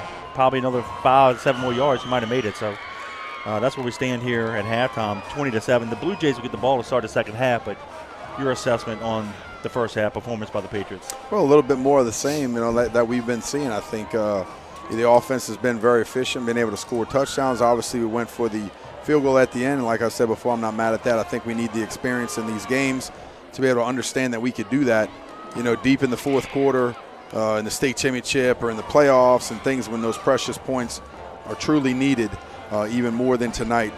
Defensively, I think Jesuit has played very physical up front, and at certain times they've been able to gash us in the run game, but I think we made our adjustments, came back, played a little bit better. In the beginning of the game, very dominant. I thought, they got us the ball back with that interception and played well against the run. So, but that's what happens throughout the first half of a ball game. You got to get in there at halftime. We've talked about this many times over the years. Open up, get on that chalkboard, get on that marker board. They don't understand where is their alignment, where can we attack? Do we need to bring somebody else in the box? Hey, are you getting whipped? What is he doing to you on this play? How is their alignment, like we talked about? And you open it up, and the coaches have this dialogue where we know this is where we can attack, this is where we can do something different.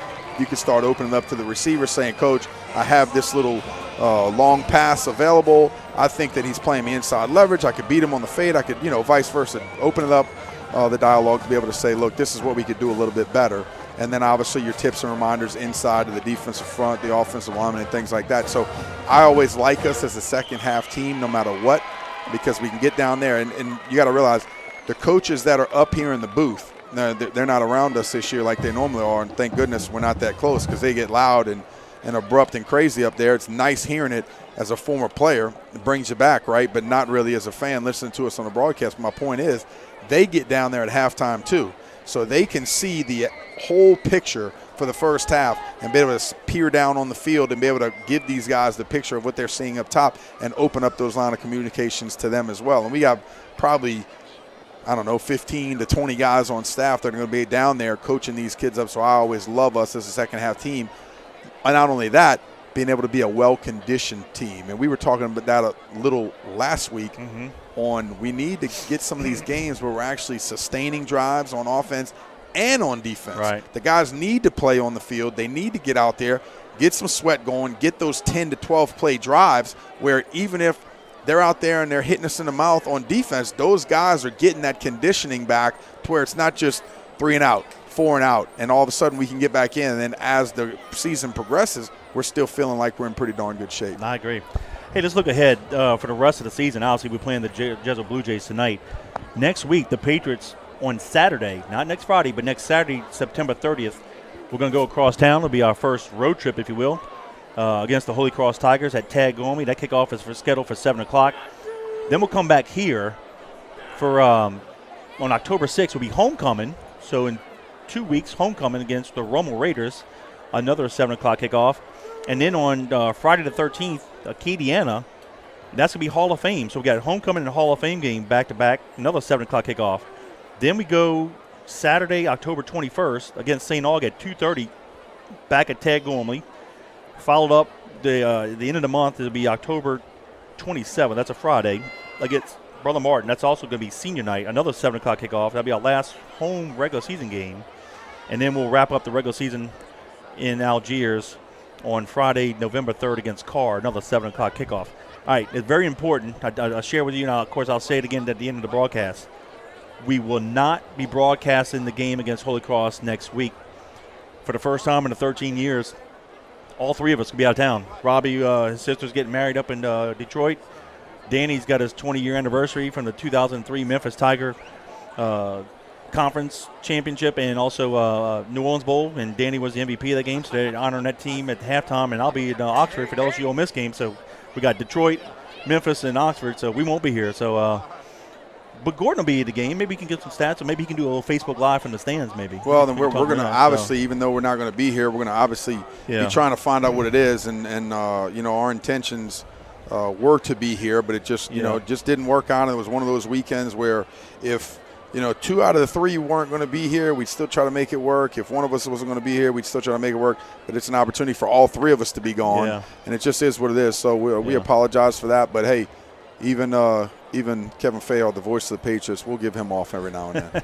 Hey, if you're missing, I could do a backup, or if I'm missing, do a backup. But if Robbie's gone, we're done. Yep, we're toast. We're done. So, again, we will not be broadcasting next week. Again, we apologize. But that's the first time in 13 years. That's not too bad. No, not bad at all. Not bad at all.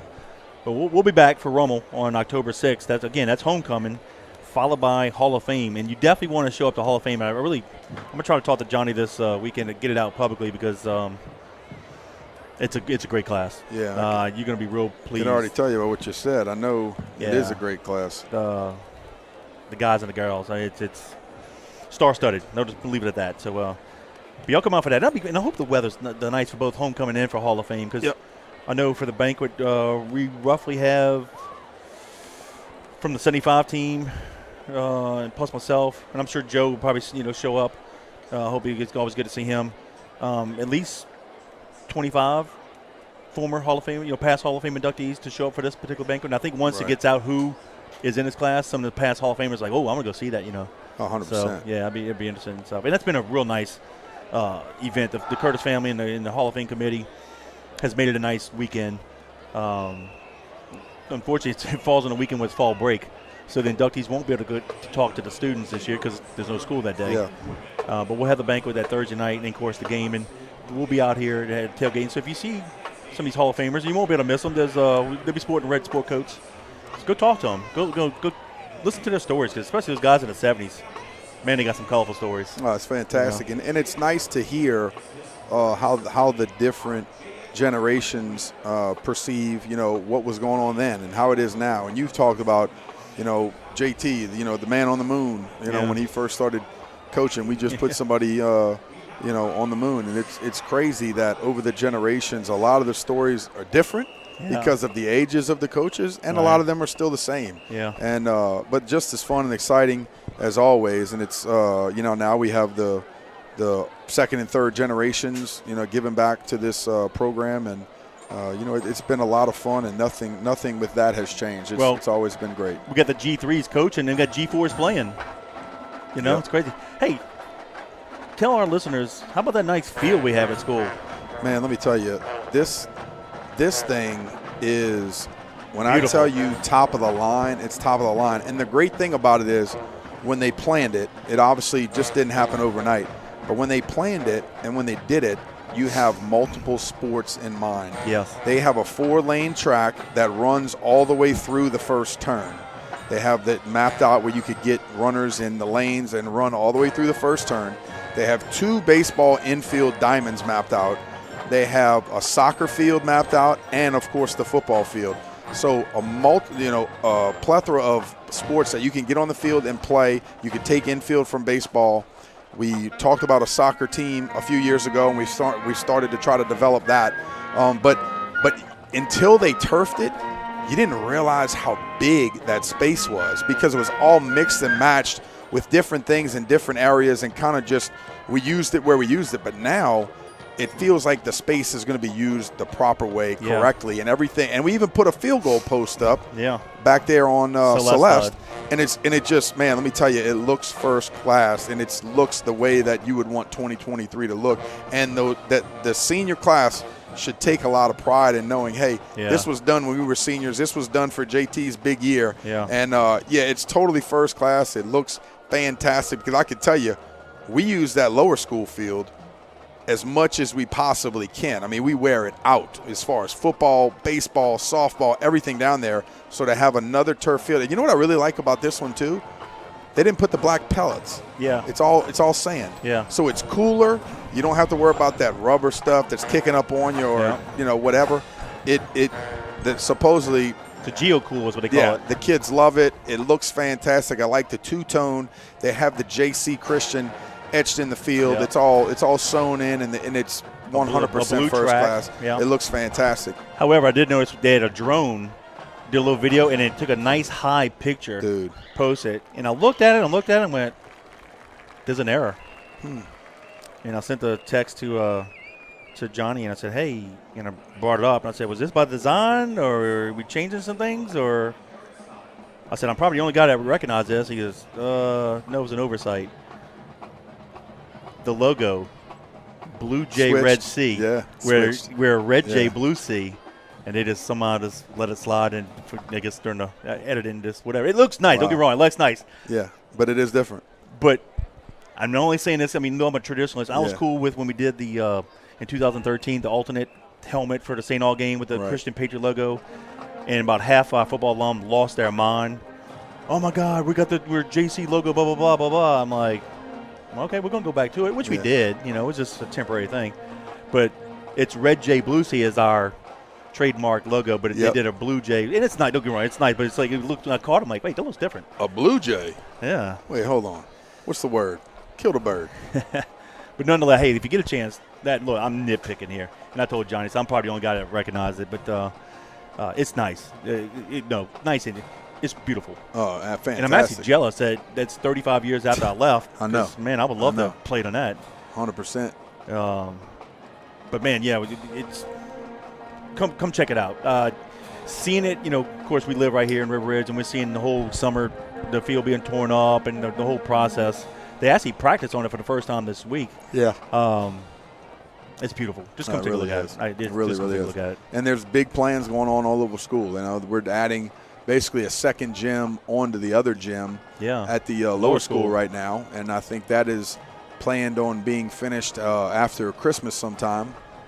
And I think it's it's going to be, well, I'll put it this way, we'll definitely be in it by next year. I don't know how soon it's going to be done, but it looks unbelievable as well. We're going to put a parking lot out there for more people to park to watch the games and show up for school and things like that. And then obviously, the big plan is to put something else on the highway, another cafeteria with a big auditorium / chapel area, things Fine like arts that. Facility, So it's going to be really, really nice. And, hopefully we'll be able to get there with some funding and donations. And look, for all of you old guys out there, and I hate to say old guys, but any of you guys out there that need a tax write-off, want to dip into the pocketbook a little bit, give Johnny a call, give JT a call, help them out, because it's always one of the needed. We are not a government or archdiocese-funded school. We're not subsidized. We have to do everything ourselves. So any help that you could provide, we would appreciate that.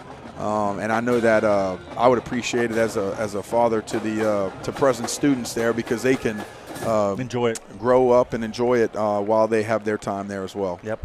Hey, give a quick shout out to the Crane family, class of '96. They checking in, listening. So we appreciate all you guys and everybody who's listening. We're at halftime. The Patriots lead the Blue Jays by a score of 20-7.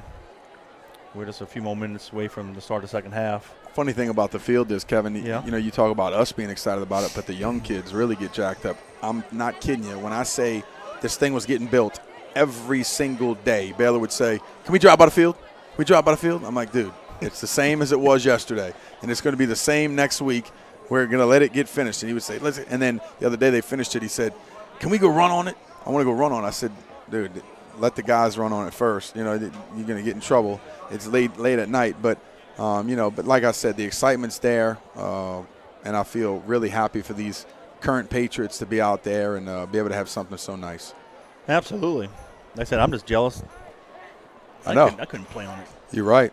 And I got a shout-out from Frank Marquardt. Okay. He is the dad of Frankie that's in the band here, and he said, "Aloha, watching from Hawaii today." Hey. Yeah, Frank, I tell you what, man, that's good stuff.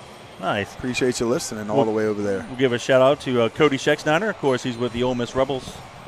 They are in Tuscaloosa. The Rebels will play the Crimson Tide tomorrow. He says, "Go Patriots." Appreciate you for checking in, Cody. Matter of fact, I hung out with your dad today at tailgate. And, of course, how about this? Big Mike and Little Mike O'Brien listen to us from Stark Vegas. Good to see you guys. Thanks for listening. And good luck to you, Mike. I know the Bulldogs had their little inter-squad scrimmage tomorrow, and he's been doing really well. They gave it's like and I'm probably not doing it justice, but if you like hustle and accumulate some points, get kind of like a best player of the week kind of thing, get to wear a yellow jersey during one of the scrimmages. And Michael actually, one of the first scrimmages, got to wear that jersey, so he's doing really well for the Mississippi State Bulldog baseball team as they do their fall. Well, he was a good ambassador for Curtis. He cared about the school, cared about the program. Obviously, his dad went here, but he was always good with the kids and would always talk to them and give them high fives and keep them involved, because like we said last week, they look up to you guys, and it's nice that he's doing something great on the next level. And so we're going to be watching him for the next few years and excited about where he's going. Absolutely. Well, I told him, he was in the school play, and, of course, I want him to do well. I want all of our Patriots to do well. And I said, listen, the only team you're not allowed to hit a walk-off home run is against LSU. And I want you to play well against the Tigers, but you just can't hit the walk-off homer against the Tigers, right? So, well, I say you can. But if he does, kudos to him. Yeah, but, there you go. I got to pick one and being a Tiger fan, man. Right, Come on. Right, that's right. Now that I have a vested interest. I mean, I've always, growing up as a teen in the 80s when LSU was, when Coach Bourbon took over in '84, Mississippi State was the bell cow of the conference, with, Rafael Palmeiro and Will Clark and Bobby Thigpen and Jeff Brantley and those guys going to the World Series and what have you. But, the Tigers kind of passed them up. But those are some wars between the Bulldogs and the Tigers. Oh, yeah. Here's Coach JT and the boys behind the run-through. Hey, what we talked about, let's get ourselves down that field on the kickoff team, watch the quick play, and Get them on the ground. Defense, let's stuff them. Let's go to work. Here we go. And here come the Patriots. Defense, let's stuff them, baby. Let's go.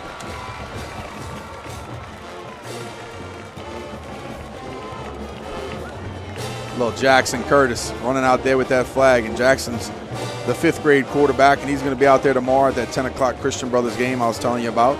He got some wheels. Oh, no, Jackson can run, dude. And you know, the funny thing is, when he was younger, you know, he's not a big kid, but he's fast. And I always thought, like, you know, he's athletic, he can run, but I wonder if he's going to be tough.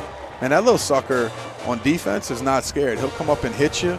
And I think, you know, he could be a great quarterback like his dad, but you know, defensively, that could be his future too, because he's fast and he's not scared to hit, and he plays with great leverage, and you know, he understands the game for a 5th grader, and so I like him out there on the perimeter on defense, and you know, we'll see how it goes. But yeah, I wish those guys the best of luck tomorrow. I'll be out there with them and helping coach them as much as I can, and you know, Coach Brian and Coach Sonny and Craig Gardner and Casey Kaufman and a lot of those other coaches are going to be out there. I appreciate them and their opportunity. You know, we have some former Patriots like helping the 7th and 8th graders. That's Jared Fabacher, Chad Fabacher, Mike Snyder, Jason Howard. Those guys are out there. Even Mike Wobble from last year. His son Garrett. No, not Garrett. I know you're about. Yeah, you got me. Yeah, you got me. But yeah, he's out there helping the 7th and 8th graders play very well, and I'm excited about that. So want to say thank you to all. And last and certainly not least, Coach Corey's back. Hey. Down at the lower school, helping these kids out, and they all love him to death. You know, it's so funny, man. They'll talk about, like, even my little guys, man, Coach Corey's a beast. You should see the size of his muscles. And I'm like, you should see him, those muscles move some weight in the weight room. That dude was a monster, yeah. So it's good that he's back there as well. Andrews fielded the kick, and he short return to the 32-yard line, be 1st and 10 Blue Jays. Quick shout-out to Jeff, Sarah, Grace, Karras, checking in from Summit, Mississippi. We appreciate you guys. Again, if you listen to the broadcast and you want to interact with Danny or give us a shout-out, 504-259-7690. Again, 504-259-7690. Love to hear from you. Blue Jays going right to left. Twins receivers to the right. Split near side. They'll fake the handoff, throw it far side. And that's going to be complete. Tackled by number 38 by the Patriots. That's going to be Keene. Delott also finished them off, but that was McGee on the reception. That's the biggest thing Kevin talked about over the years. When they catch the football, you have to rally, and you have to be able to tackle with the numbers of blue shirts. Right there, we got around the football, got him down. Gain of 5, 2nd and 5. They'll hand it to Garcia up the middle. And he's going to have the piles push. He'll have the first down. They're moving. Like a big rugby scrum. Blow the whistle. He's right at the sticks. That should be enough for the first down.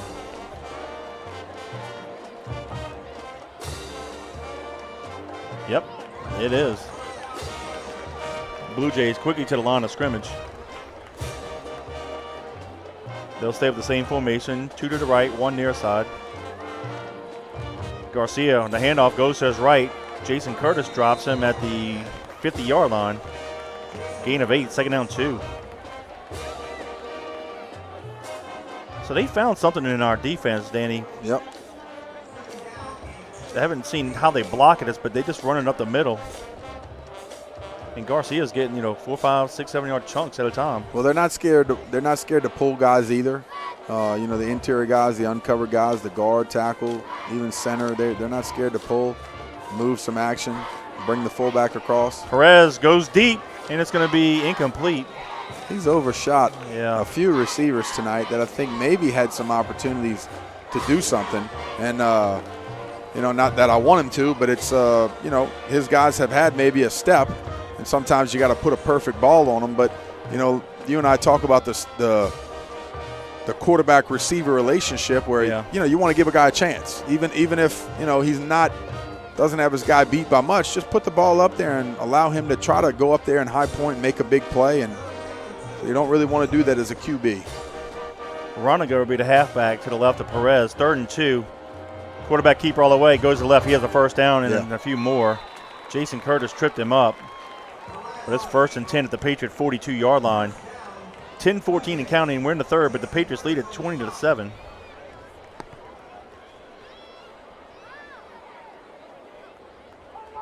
Slowing down offensively for the Blue Jays, taking a deep breath, looking at Coach Manali getting the play call, and still have 18 seconds left here on the play clock while the quarterback barks it out.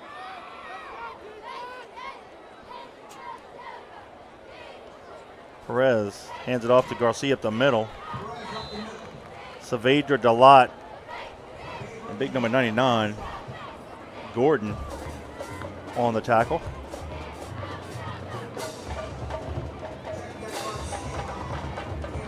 They're going to mark it at the 40-yard line.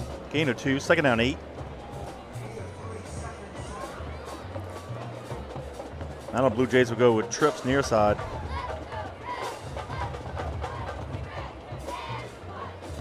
They'll give it to Garcia right up the middle. And he's going to be tackled. Jason Curtis, and then number 15, Xavier Brown. One of our guys is down, Kevin. That's 99. That's Gordon. Tyree Gordon. Yep, so with 8:59 to go in the quarter, an injury timeout, but it's the Patriots 20, the Blue Jays 7. Thank goodness it just looks like a cramp. Hey, let's give a shout out to fellow Patriot Danny Michael. He's checking in. What's up, Big D? Haven't heard from him in a while, but always good to hear from him. Yep. I see him every now and then, talk to him a little bit.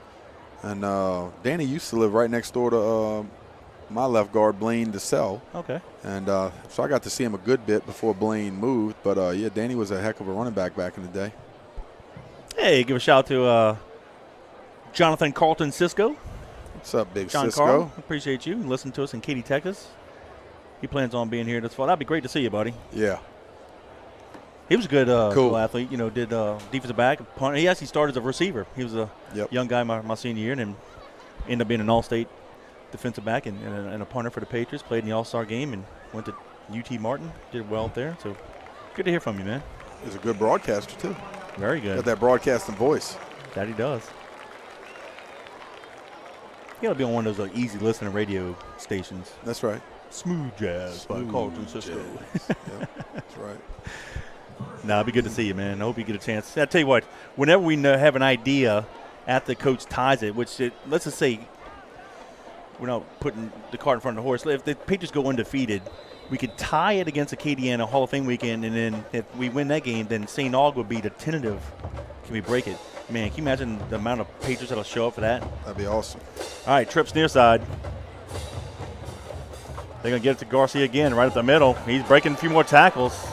Jason Curtis trips him up, but he's going to have the first down. They're going to mark him at the Patriot 12-yard line. Well, got to win this one first, Kevin. Yeah. I don't like what I'm seeing defensively right now. Got to go line. And, you know, sometimes it just takes one big play, Kevin. Yep. Need somebody to go hit somebody in the mouth, make a big play, interception, fumble, something. Just get a big play. Little quick hits to McGee, short gain, and he's tackled by Trey Brown.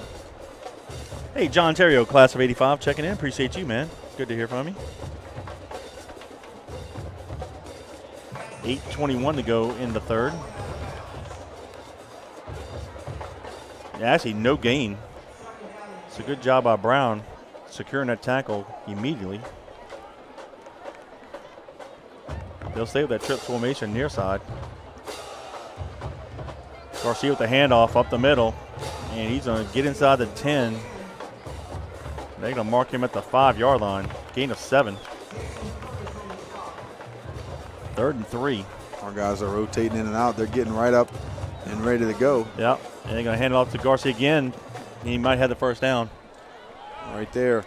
Looked like Trey Brown came in and got on top of him, rode him down. And let's see. Is it first down? It looks like it's going to bring up 4th down and short.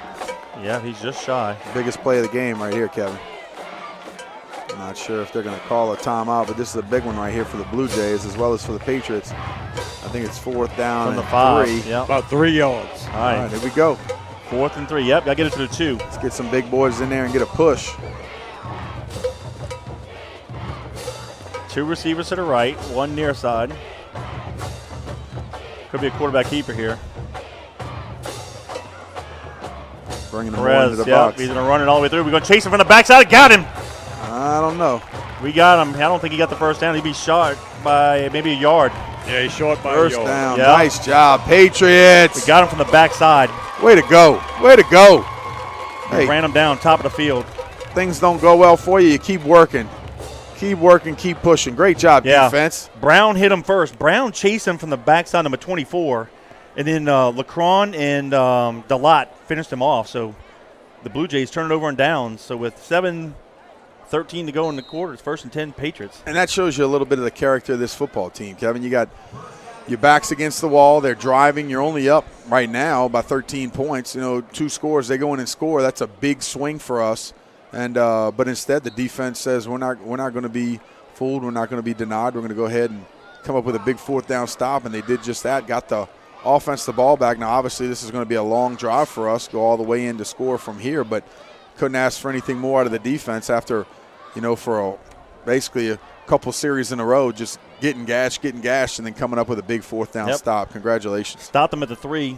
Got 3 there, so it's 2nd and 7 from the 6. That was Prout on that previous carry. We'll come near side. And I believe that was Gabriel. Let's see. No, Akeem Smith. Yeah, Kaheem Smith, I'm sorry. This is far for us to be able to see by the naked eye. For Kevin and I, this is probably 150 yards away from where we are up here in the booth. We're all the way down by gain of 3. home plate where it would be, and they're in deep left field from us. Allie Sharpolo Crocker checking in from Colorado. Good to hear from her. Still a pretty good view. We're just getting old, man. We can't see like we used to.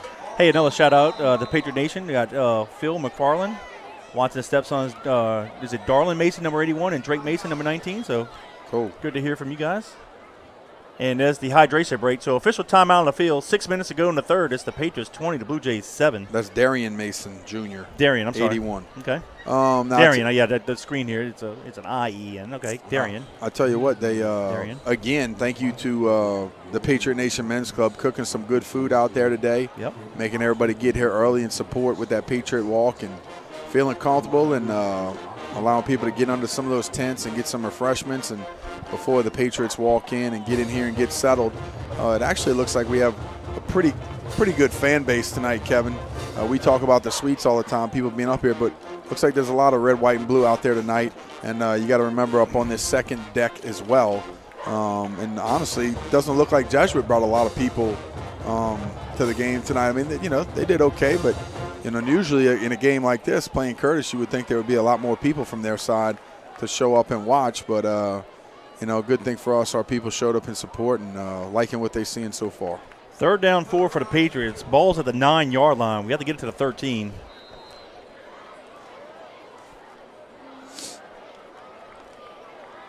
You do a rollout pass and hit a back in the flat? I like that to the top of the field. Okay. You go, go to the wide side and maybe get somebody out in the flat. All right, Gabriel's a near side halfback. Prout's the left side. Let's see what we do. We'll come near side. Pitches it to Prout. He should have the first down. I think he crosses the 15 near the 20. Gordon, what's the spot there? Can you tell? The 17. Great. It's a way to run the offense right there. Need a 4, got 8. Good job right there. Pulls it, gets it upfield, gets to that safety, kicks it out. Good job right there. Can't cover all 3. And good recognition right there by the senior quarterback, Dagan Bruno. Yep, the Myers checking in from Gramercy. Good to hear from you guys. 5:52 to go in the third. 1st and 10 Patriots from the 17.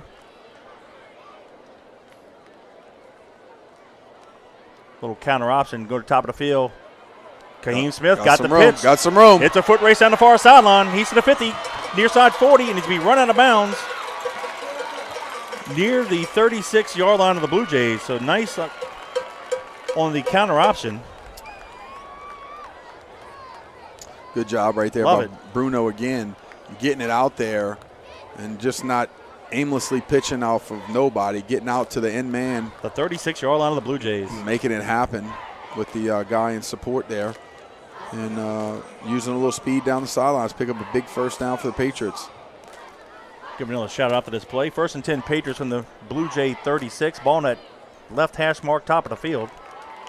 3-step drop, throws it near side. Caught by Mitchell at the 30. Puts a move onto the 25-yard line. Go! It's a Go! It's Yes, sir! on the sideline, and he's in! Oh! They said he stepped out at the 12. What? He did. Oh. He did. He He did? stepped out. Man, Yikes. Great job by him making moves Yes. and making it happen. Wow, great individual effort right there. And, Kevin, that's what you want from your receivers. That's why you say, you know what? We're going to just flip him a nice, easy one and see what happens. And right there, you could see exactly what can happen. He had the touchdown and has just stepped out of bounds. Ooh, that was close. Great job. But as an injured Blue Jay, so with 5:29 to go in the third, there's an injury timeout. It's the Patriots 20, the Blue Jays 7. Kevin, good news is another easy first down. Flipping it out there, at worst, you get a good first down.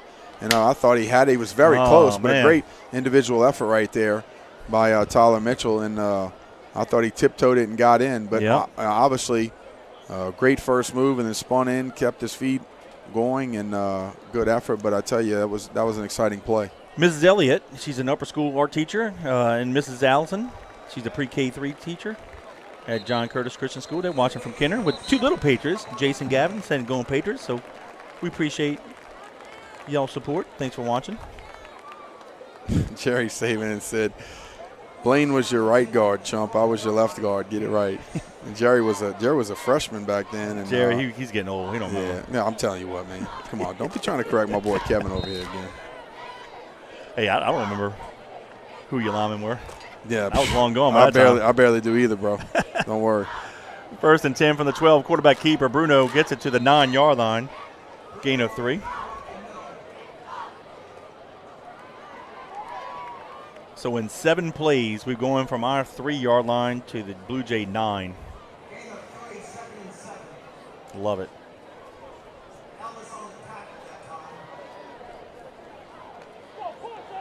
Here we go. Yeah. Gabriel, the near side halfback, and it looks like Kaheem Smith, the left side. We'll give it to Kaheem off the left guard. He's going to get stopped at the 6. Go ahead, Danny.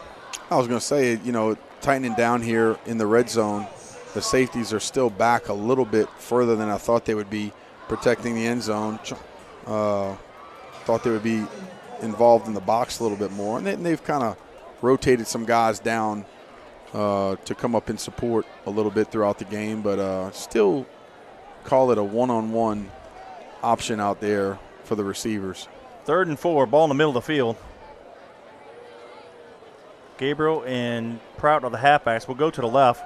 Bruno pitches it to Gabriel. He turned the corner. Touchdown. Great job. Great execution right there, Kevin.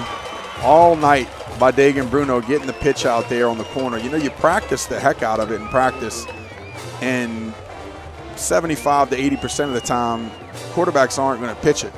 But Dagan has done a good job of controlling the ball. And if you remember, I think it was in the first quarter, we actually had another pitch that Gabriel, I think, should have come up with, and we dropped it. Goodness for us. Thank goodness for us. We were able to get on it and not fumble it. But he's done a good job of getting the ball on the outside and kicking it to those running backs with great leverage and some speed downhill to be able to make something happen. Kippers to kick the PAT. Snap, place, kick is up, and it is good. So with 4:18 to go in the third, it's now Patriots 27, Blue Jays 7. Kevin, for that scoring drive, I want to say thank you again to Moe's Pizza. Go check them out at moespizzanola.com. They're at 1112 Avenue H in West Wego, the best pizza around. You can check out the website at moespizzanola.com. They have their homemade hand-tossed pizza, lasagna, meatballs, and spaghetti. Those Friday roast beef po' boys, anything that you want. You got that Wop salad over there. Anything you need, go check it out. 341-9650, Moe's Pizza. Thank you for your support of the Patriots. How about this, Danny? After the Patriots get the turnover on downs, get the ball at their 3-yard line, 9 plays, 97 yards in distance, 2:55 off the clock. Gabriel with a 6-yard touchdown run. Kippers PAT makes it 27-7 with 4:18 to go here in the third. Quick shout out here, Poppy checking in. He was Glenn Tapman's best man, and his grandson is Dylan Gilbert, a senior center fielder for the Patriot baseball team. Cool. We appreciate you checking in. That's going to be fielded. Far side comes near side, 25-30. Oh, that's got to be a clip. There you go. Yeah, Okay, Mitchell they called it. knocks him out. That's Barber on the return. And there is a flag on the play. All right, I was about to say that the edge guy came in to try to force him back inside, and he was just hit from behind and wasn't able to make the play. I thought, please call it. He did. Well, thinking something real quick, when Coach JT looks like he has an opportunity to break the record. We'll come out to the game, he has a chance to tie it and, of course, to break it. It'll happen this fall. The men's club is going to have an extravaganza on January 22nd, I believe. It's at one of the last Saturdays of January. And it's celebrating the club's 10th anniversary, but it's also going to be a joint 10th anniversary party and congratulations, Coach JT. If you guys, of course, we'll get it all out through social media.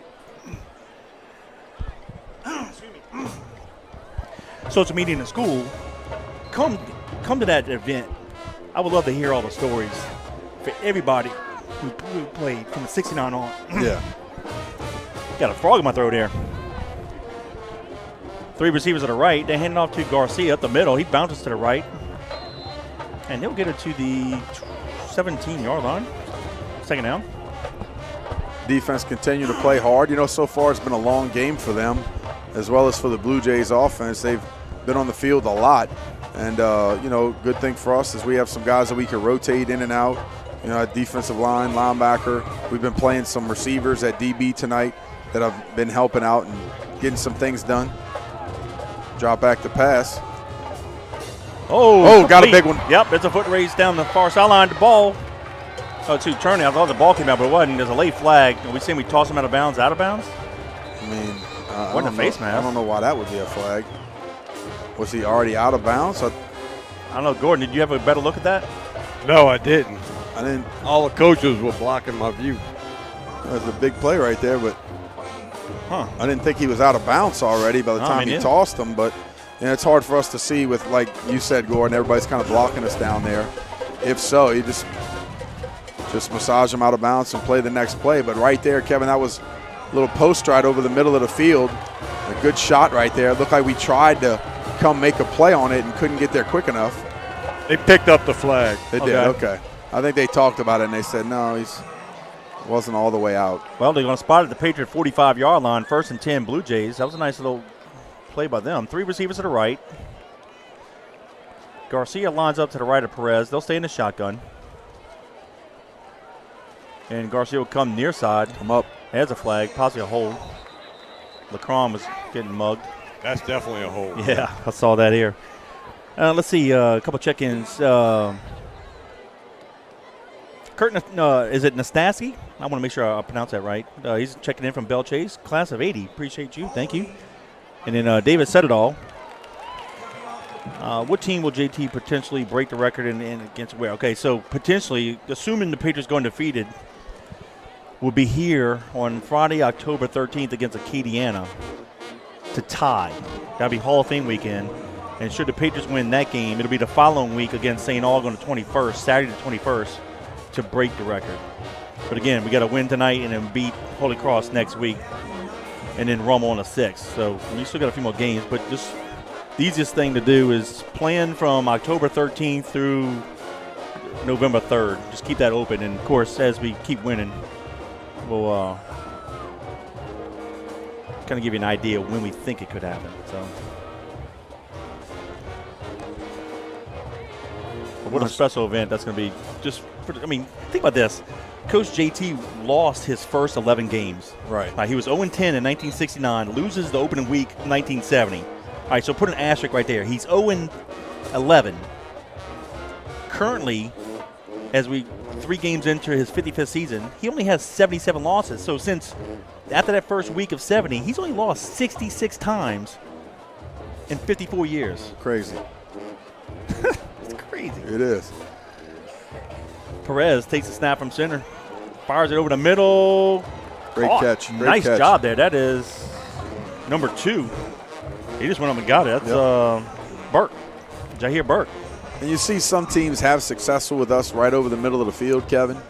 If their quarterback has enough time to stay strong and get that thing down the field. Obviously, the linebackers dropping in their lanes, trying to see and read who's coming to them. Garcia at the middle. Good Hey, job. there you go. Is that Logan Barnes?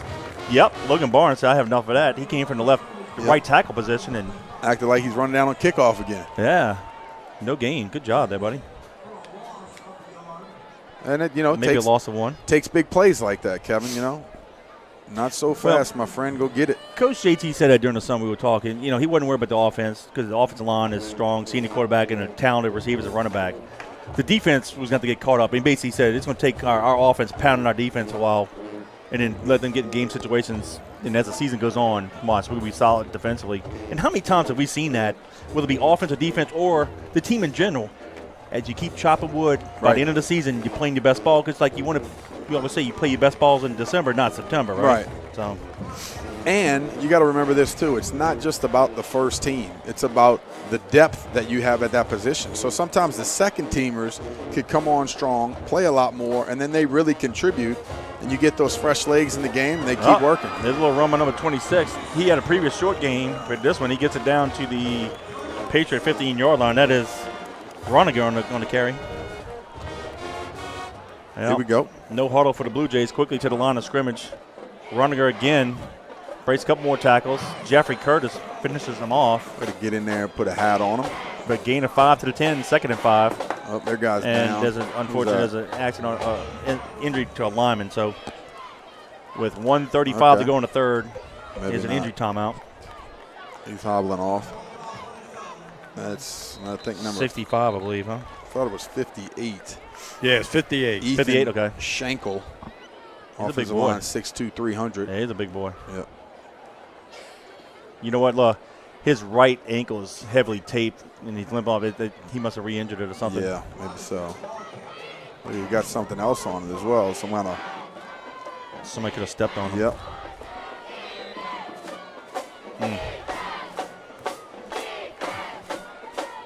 Perez gives it to Garcia, comes near side, and he's going to have the first down inside the 5. They're going to mark him at the 3-yard line. So with 1:22 and counting in the third, 1st and goal, Blue Jays from the 3, quickly to the line of scrimmage. Give it to Garcia again, watch. Nope, they're going to pull this on Perez, and we got him. Good job. All right there. Brown, number 24, Jeffrey Trey Curtis, Brown. and 99, Gordon. Tell you what, he missed the read. If he gives it to Garcia, Garcia probably scored. It's interesting, Kevin, as I'm looking here on the binoculars. I can Under see a minute.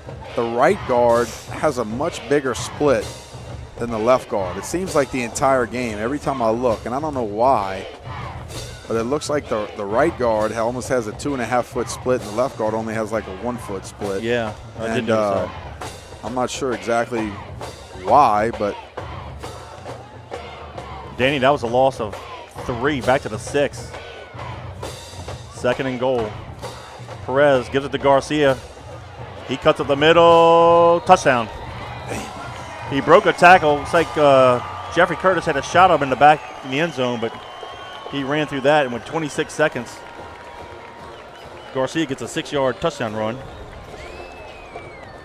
Well, good job of Jesuit just continuing to pound the ball. We talked about before the game, that they've had their struggles this year, and it has not been, their best year so far, and they've not played their best ball. But tonight, they're playing physical, and it's the Jesuit that we know, that we've become accustomed to playing.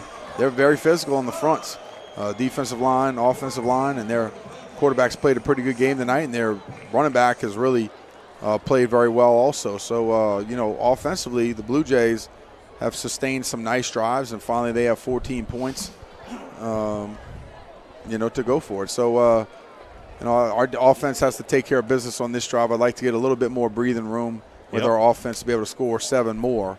And then I think we could go ahead and put this thing away. But, you got to hand it to Jesuit. There's no quit in them. They've played very hard. They're going to go take a breather, as well as our defense. Go take a breather, get coached up, figure out what we're doing right, what we're doing wrong, and go back to work. Yep, Garcia with a 6-yard touchdown run. Jones has the PAT. So with 26 seconds to go in the third, it's still the Patriots 27, the Blue Jays now 14.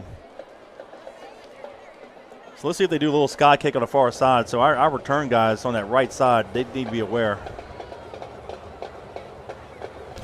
Got my boys texting me here. He said, Coach, just a little Chris Velada inside watching and listening. Let's go. Appreciate you guys. Jones to kick it off.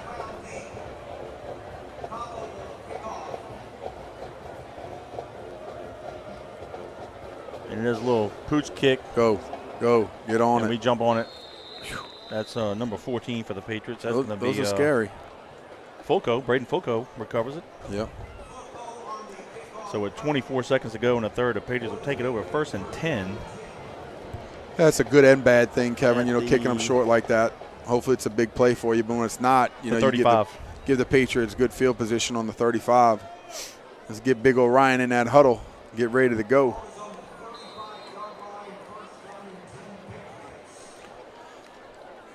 All right, here we go. 24 seconds to go in the third. Ball in the middle of the field.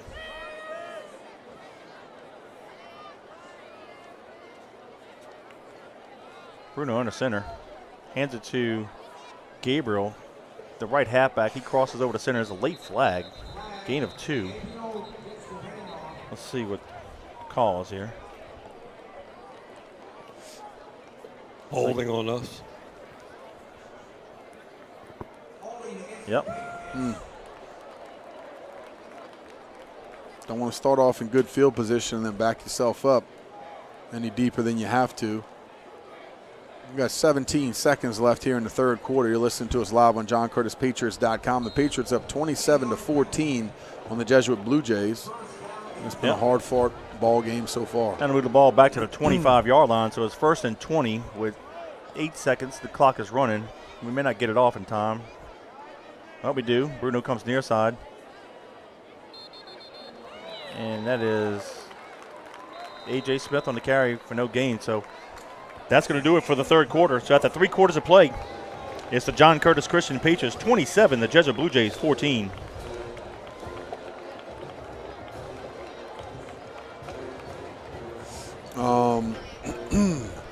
I like having the opportunity to throw the ball in the middle of the field on a particular time like right now. Being able to use a little play action, get those safeties sucked down, throw a little post pattern on the backside, do something where we can go and get it. Give one of these big-time receivers an opportunity to go make a big play to get us 7 more points on the board. You got to protect. Yeah, no gain, so it's going to be 2nd down and 20. You know what I'd like to do? Maybe like a little twin set, like near side, because the ball's just to the right of the middle of the field. So let's do like a twins near side. Send the inside receiver in motion. Let him crack back on the linebacker, and let's do an outside option near side. What do you say? I like that too. And I also like the fact that we've been able to throw the ball in the flats very quickly and pick up 10 yards a pop each time and give yourself some breathing room. So we'll see what we have drawn up here on offense. But yep, 2nd and 20. Gabriel, the near side halfback. Kaheem Smith, the right side halfback. Bruno. Oh, try to do the counter back this way, but they just swamped us. Number 93 shot the gap, and he couldn't even turn around without getting hit. That's Ellis. Tackle for loss back to the 21. Loss of 4, so it'll be 3rd and 24. I like the counter option. We just didn't block him. Right. Yep. Oh, Danny, he came untouched. Yeah. That was 88 open the gate. Well, we're checking out. Look like we're checking an offensive lineman out the game. Obviously, he didn't do what he needed to do on that play. Got to protect inside. All right, here's our Twins receivers near side. Let's see what we do if we do that option. Oh, Bruno back to pass. Has a lot of time. Rolls near side. They tackled our receiver down the middle of the field. Bruno's in trouble. Puts a couple moves on. Has a few guys out in the flat. That's me, Kaheem Smith. He's be tackled well short of the 1st down. Danny, our receiver looked like he got tackled around the 40-yard line. In the middle of the field. Yeah. I think it was Mike Turner. Yeah. They, they looked like he tried to change direction, and they basically ran him over with Dagan. But credit Dagan to keeping the play alive. Yeah, no, that was a fantastic job. Barber on the tackle. This will be 4th and long. And this is our 2nd punt of the year. Mitchell will punt it. We did punt once towards the end of the game against Central Lafourche on week 1.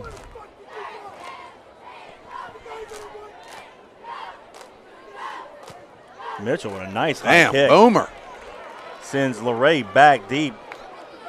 Gonna get a nice Patriot roll to the 27-yard line. Nice job there by Mitchell. Yeah, good punt. Good punt right there. And let me tell you something.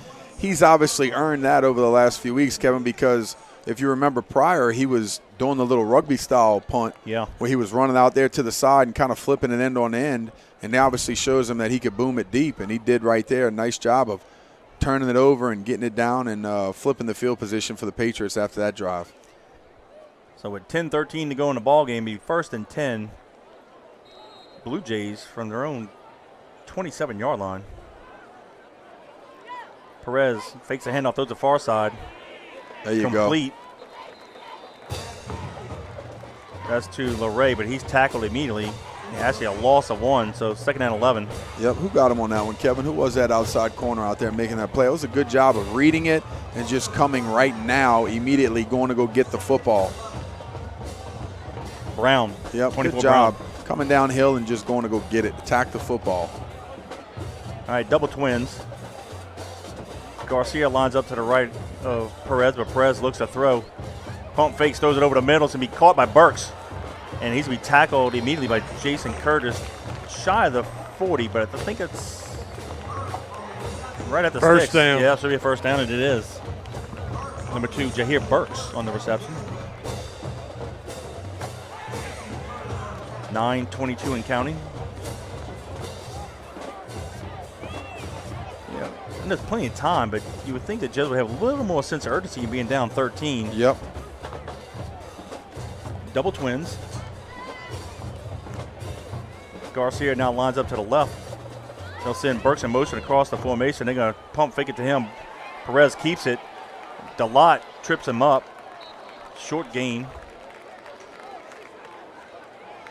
Actually, a loss of 2, actually. A tackle for loss by Delot. Nice job there. Yeah, good job of Delot, thinking that he's pushing him back inside. The quarterback actually made a gutsy move trying to outrun him to the top, and we kind of held him up, got a little shoestring tackle, finished him off there, and, obviously with the little time that they have on the clock, they're going to try to push the ball down the field more, throwing the football. Yep. Play action pass here. Perez on the pressure, throws it. Intended for LeRae, but just a little too far for him. Incomplete. 3rd and 12. And it's Jason Curtis. Good job of recognizing the crossing route and coming back, trying to make something happen. The quarterback just throwing it a little bit too far, leading him a little bit too much. But, yeah, that stops the clock. 8:23 to go in the ball game.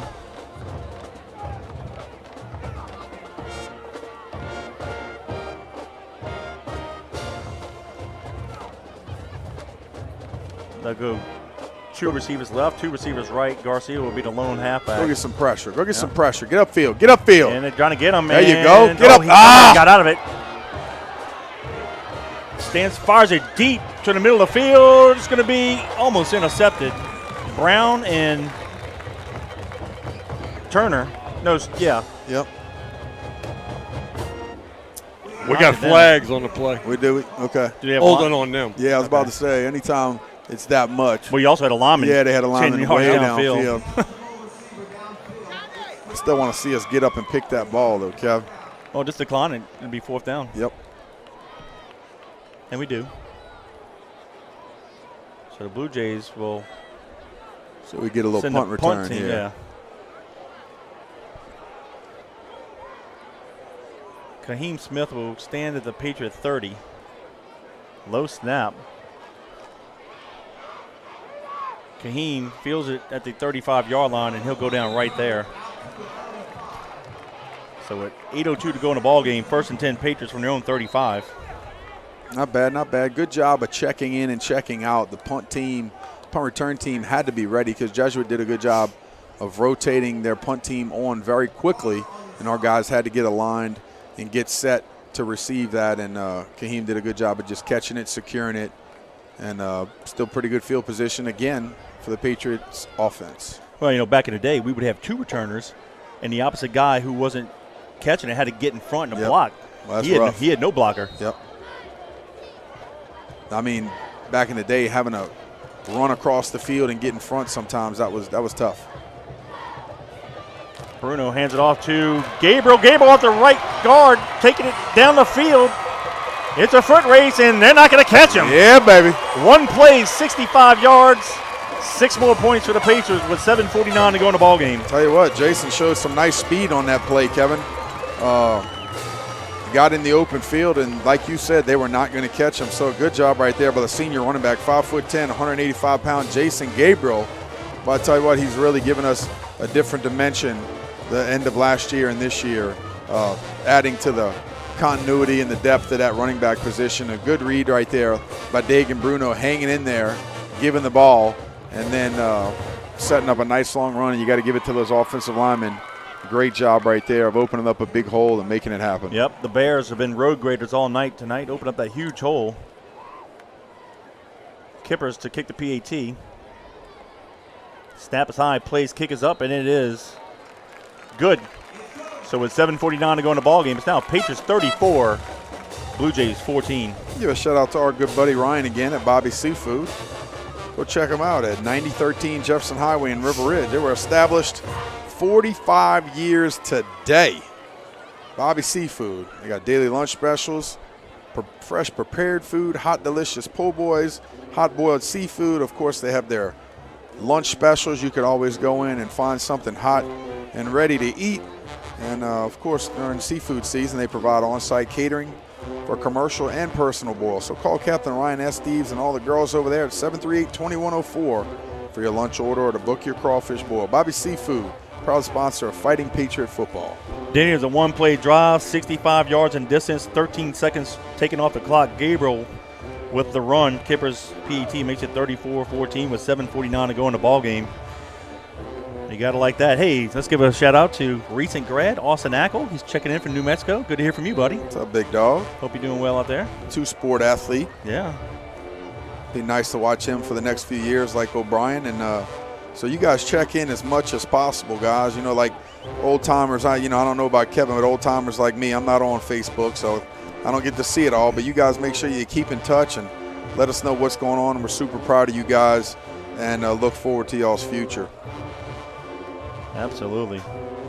Got a little breathing room here, Kevin, after 65-yard run. And, you can't get any more efficient than one play and a score. Bad news is defense has to get right back on the field. Kippers to kick it off, right to left, kicks it near side. And they recovered, but you know what? They should have let it go out of bounds. Falls on it, inbounds. Yeah. Wow. If he lets it go out of bounds, instead of having the ball at the 27, they could have it at 35. Yeah. It's just awareness right there. They'll talk about that in the film room tomorrow as well. HWA is what Coach Burton would call it. How to win awareness.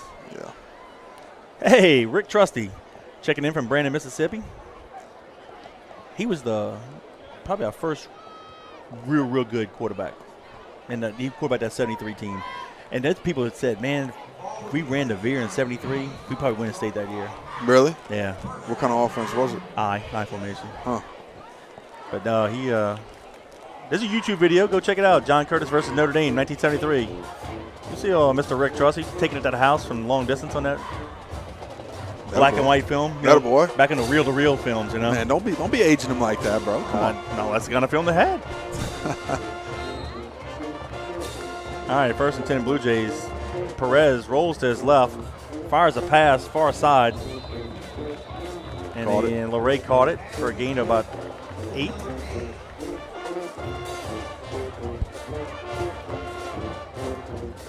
Yeah, the Patriots at 73 lost to Notre Dame at Crowley at East Jefferson 16-13.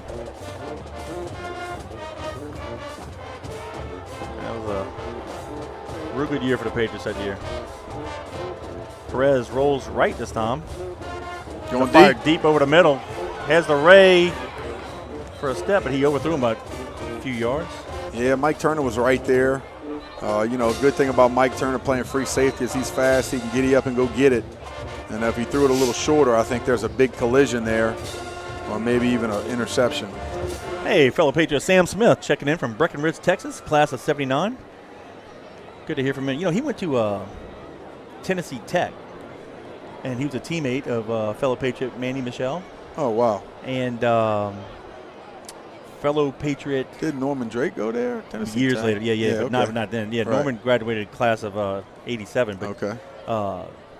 Coach Tommy Moffitt, though he's from Tennessee. Really? Coach Moffitt ended up being a Patriot strength coach starting my senior year, but Tommy was on that team that Yeah, he was Sam good. played. Wow. Yeah.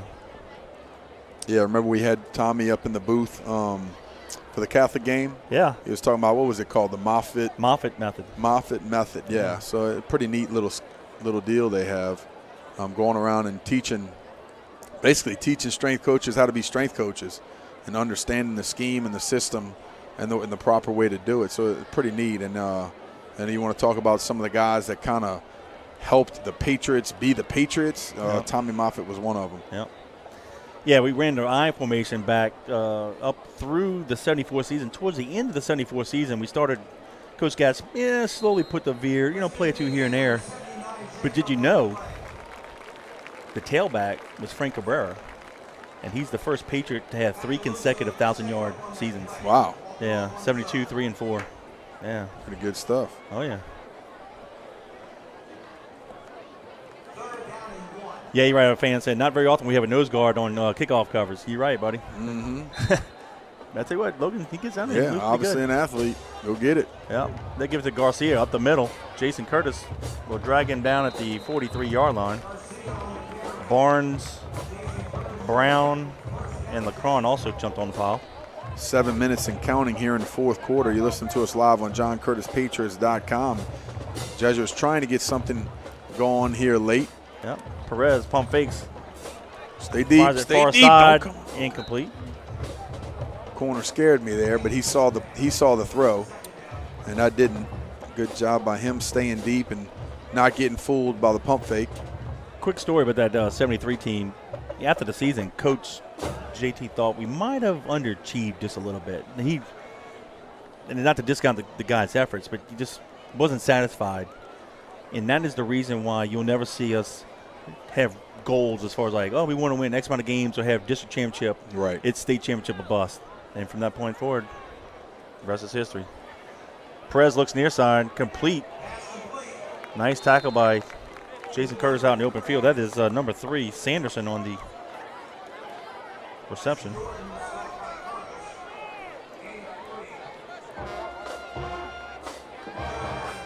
Yeah, that started, that was in 73 against Notre Dame and Crowley. And, of course, in 75 and 76 championship games, we played Notre Dame and Crowley. And then we don't play Notre Dame again until the 84 semis.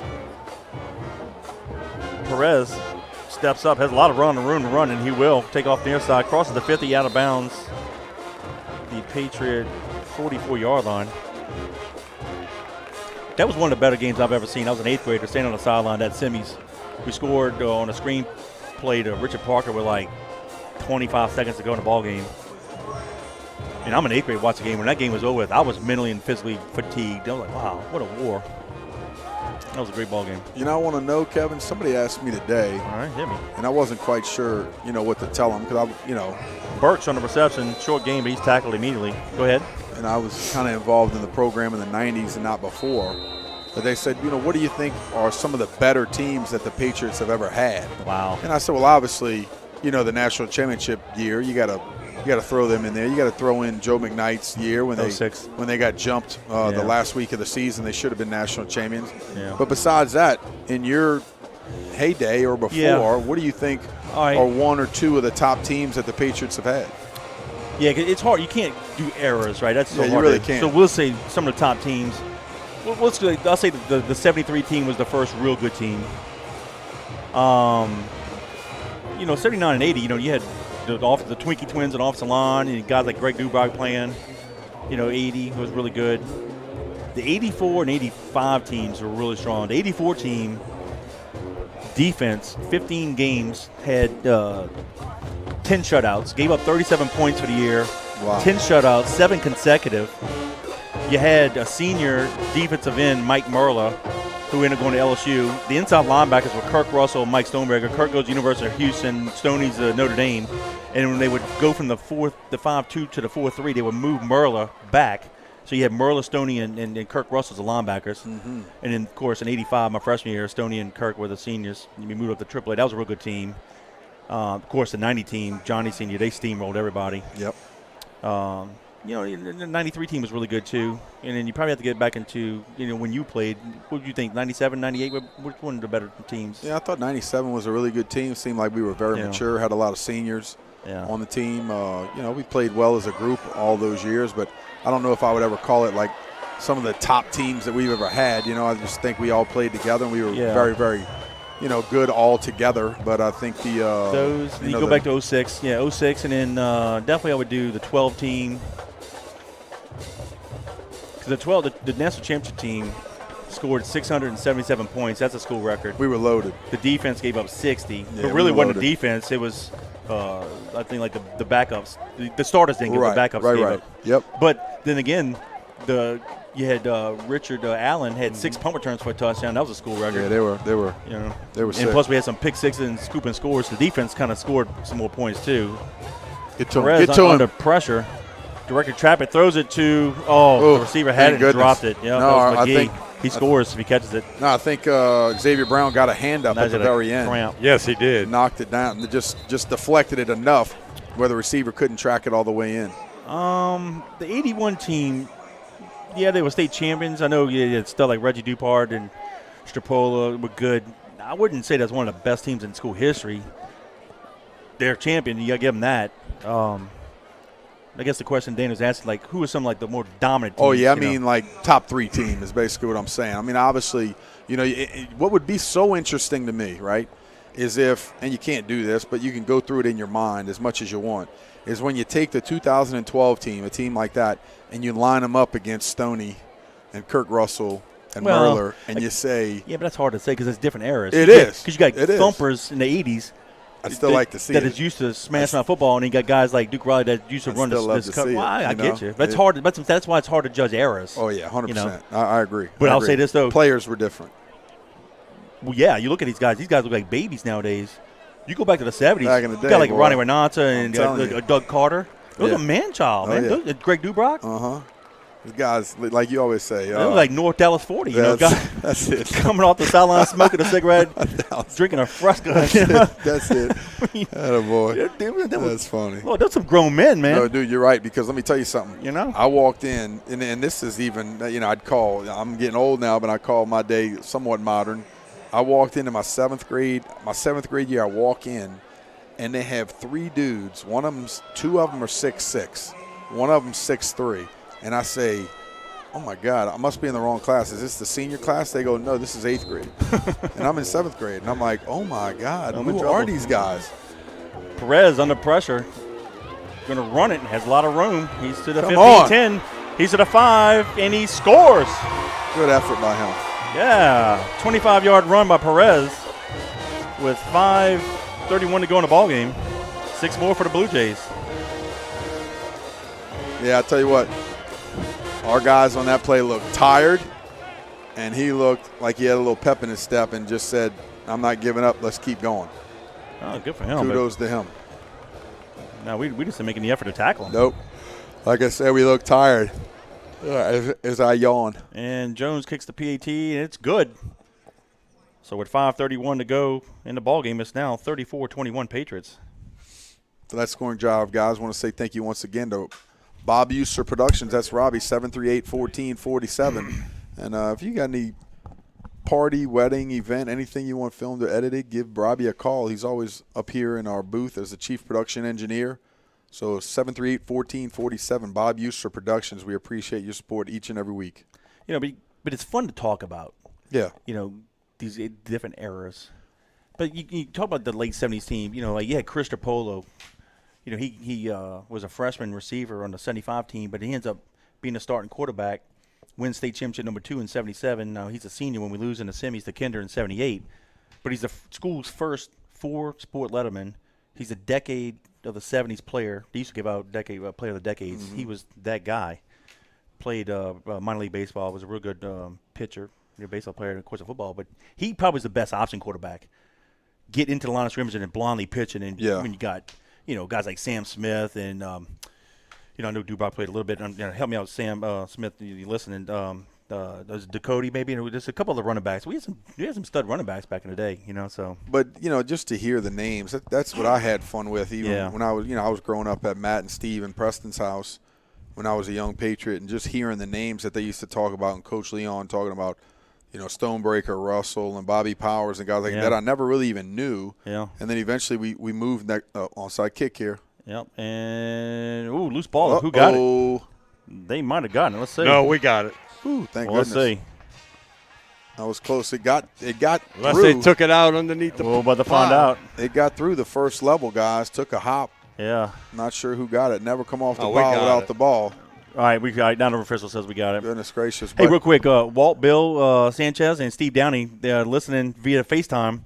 Of course, Walt's in Lake Charles, and Bill's in Cypress, Texas, and Gilbertown, Alabama. So that's fun for those guys keeping. all right, boys. Yeah, Hey, keep we're, us- we're talking about you guys Yeah. as we speak, baby. Go ahead. So, yeah, it's just nice to, hear some of those names of ghosts of Patriots past, as you call them, and be able to compare the players and compare the eras. And we're going to talk more about that as it comes down the stretch of JT's game and as the Hall of Fame game comes up this year. And so, it's just nice to remember some of those guys and the efforts that they did. Because guess what? Without them, we're not where we are today. Yeah, Bruno keeps it near side. He's got a lot of room, and he gets it to the Told you he's an athlete. 28-yard line of the Blue Jays. So nice job by Bruno. Where'd Robbie go? He kept it. turned off our field mic or what? He gone. Yeah, it's almost like we're in dead of silence here, but I think he's we'll ready. try to keep the action going for you. But like we talked about before, Kevin, Bruno is a heck of an athlete. Yeah, he is. And he did a good job of keeping that one as well and using some speed. You can see what type of speed he has down the field. Yeah, got to the 28 of the Blue Jays. Go ahead. Now, I'm just saying I like I like comparing, different teams. They got another quarterback Reggie in the ball hands it game up to, now. look at this. A.J. Smith right up the middle, and he's going to score from 28 yards out with 4:47 to go in the ball game. Good job by AJ. Good seeing him back in the game. AJ's running back and linebacker, 5'10", 215 pounds, and he runs tough. He plays hard on defense as well. And it's nice to see him get his hands on the ball and get 6 points again for the Patriots. That's going to bring us up to 40 points today. Anytime you can score 40 points offensively, you're having a pretty darn good day. So good job by the Patriots. Absolutely. Giving us a little bit more breathing room we talked about. But yeah, Kevin, I like talking about some of the old guys and what they did and who they were with. And obviously, the biggest thing that, the size of the guys has obviously changed. You don't have as many, back in the day when those guys played. There weren't a lot of 300-pounders. Now it's pretty easy to come by, and guys over 6'2", 6'3". That happens all over the state now. But, I think mostly what has changed is the speed of the game. The guys that can run. You talked about Merler and Stonebreaker and Russell. They could always run, but I think the overall speed of the big guys, the linemen, you talk about our guy today running down on kickoff, and then you have defensive ends that can fly to the ball and linebackers and things like that. But we have certainly had a good group of all positions that have contributed to all the way from 75's championship all the way to now, searching for another big one. And I was thinking this when I said it. Chris Stropolo won the state championship number 2 in '77. Played against Jonesboro Hodge at Tulane Stadium, and they had the brick house defense. We were good. Nobody, Curtis ain't gonna do nothing. Blah blah blah. And they walking around the field before the game. First play of the ball game, Chris, 80 yards to the house. He going. Got 2-point conversion, 8-0 at halftime, but we ended up winning 45-0 though. It dominated. Yeah. And of course, there's a fan saying the 01 team, lost to Perry Walker 20-0, and came back and then ran through the playoffs 181 points to 26 in the play that came together. And that's been a lot where teams kind of got better as the season went on. Somebody said the 01 team. Well, let's just talk about the 01 team in general. But they did. They were playing really good ball. Spadoni was the big back then. They tore up Baker, I believe, 27-0 in that state championship game. So, we've had a lot of teams that had gotten better over time as the season went on. But there's probably, I guess, if you sit there and think about it, probably like maybe 5 or 6 teams that just stand out. If you go in the 70s, which teams stand out? In the 80s, which teams? Right. 90s, and that. Right. Yeah. Definitely had some good ball clubs, that's for sure. Yeah. And look, we've had some superstars, but really we're made up of guys, some overachievers or just Hard good workers. Yeah. That's what I try to tell everybody. Yeah. It's not – everybody thinks like, hey, what guys in the NFL can you name that, and everybody's thinking like, what Heisman Trophy winner do y'all have? And I'm thinking that's not who we were. That's not who we are. No. Are we going to have those guys? Yeah, of course we're going to have those guys. But that's not how you win. You don't always win with just the individual effort from one person. And the Leonard Fournettes and the Joe McKnights, they're only going to come around every now and then. But you have to win with guys that believe in the system. They believe in the coaches. They believe in each other, most importantly. And they're fighting for that one goal together. And I think that's really, since the 70s to now, that's why we've won, because we've had a lot of guys that, like you said, are overachievers. I've even heard the comment, Kevin, that it's hard to recruit Curtis players because JT has gotten so much out of them in high school. So in college, might not have a lot of, and obviously it depends on the player ceiling and things like that. But, we've coached them up so well that we've allowed them to reach their potential early. Yeah. And, a lot of the coaches here do a great job of development. Yep. Yeah. Listen, I said the 90 team. Yeah, I mentioned them. Talk about that was Johnny Curtis's senior year. They, as juniors, lost that a kick goes out of bounds, so Jesuit will have it out of 35-yard line. As juniors, they lost to Broadmoor in the quarterfinals. That was a year after I graduated, and they came back in 1990 and just barnstormed. They actually offensively set the scoring record, like 610 points. So the 2012 team, their 677 beat the 90 team offensively. Yeah. Why we were good my senior year in '88. We had a good core group of seniors, but we had a real good core of sophomores. Johnny Curtis, Randy Brown, Mike Corcoran, Scott Camina, and good group. Robert Thibodeau. Yep. Those guys got a lot of playing time. They helped me win a championship as a senior, and then 2 years later, they were 3-year starters and just killed everybody in '90. So, yeah. Pass incomplete. Second down and 10, Blue Jays. Who was that, Jason down there in the middle, laying out? I like to see somebody now. That's Jeffrey Curtis. Good job right there. Him laying out, trying to get to the football and selling out, trying to make a big play. Good job right there. And obviously, like we said before, Jesuit's going to try to push the ball down the field, so we got to get this rush up the field, Kevin, get after him a little bit more than we have been here late. Well, we need to do that because guess what? In a few weeks, we're going to be playing St. Augustine Carr, and they got mobile quarterbacks. So yep. They throw it all around. Definitely to contain. Perez takes a snap from center, rolls near side, throws it intended for number 4, Collins, but incomplete. Third down 10. Not Perez's best throw. He looks like he's getting a little tired too. But let's talk about – I'm just going to go through the years a little bit. Obviously, 75, nobody expected that. They just kept winning, and those guys set – all the traditions we enjoyed today. So they're the acorn that blossomed into this oak tree that we call the Patriot Dynasty. 77 teams, was pretty solid. Lost to Newman, and that's when it started a district championship string. When we lose to Newman, we don't lose another district game until 01, that 20-0 shutout against O'Perry Walker. Jeffrey Curtis gives pressure to Perez, and he throws it away. Incomplete. That'll be 4th and 10 now. But you go back to that 79 team, he had some horses. I mean, the offensive line, the Twinkie twins and Michael Michel and Lance McCann was the quarterback, junior, senior in 79-80. They go play in a Superdome against Patterson when Dalton Hilliard was a sophomore. That game's on YouTube. You can go watch that. The full game's on YouTube, and we just dominated. Beat them 20-0. Mm-hmm. Reggie Dupard is a sophomore as a starting cornerback. Steve Rahaj, who ends up going to Bonneville, was also in that game as a sophomore. But, yeah, we dominated that game 28-0. And, of course, in 80, we beat Jonesboro Hodge 21, I believe, to 3 at East Jefferson. That was Lance McCann, senior year with Greg Dubrock. 81 again had, Strapolo and Reggie and Nelson and a bunch of good guys. 82, we lose to Winfield. And then when we lose to Winfield in 82, when we open up at South Lafourche in 83, we go undefeated in 83, 84, 85. We open up my sophomore season in 86 against South Lafourche. We win. We have a 43-game winning streak. We lose in week 2, breaks it. Now, here's what's weird. When we lose the season opener in 79 against Acadiana in the Superdome, we lose to Acadiana in Acadiana. Mm-hmm.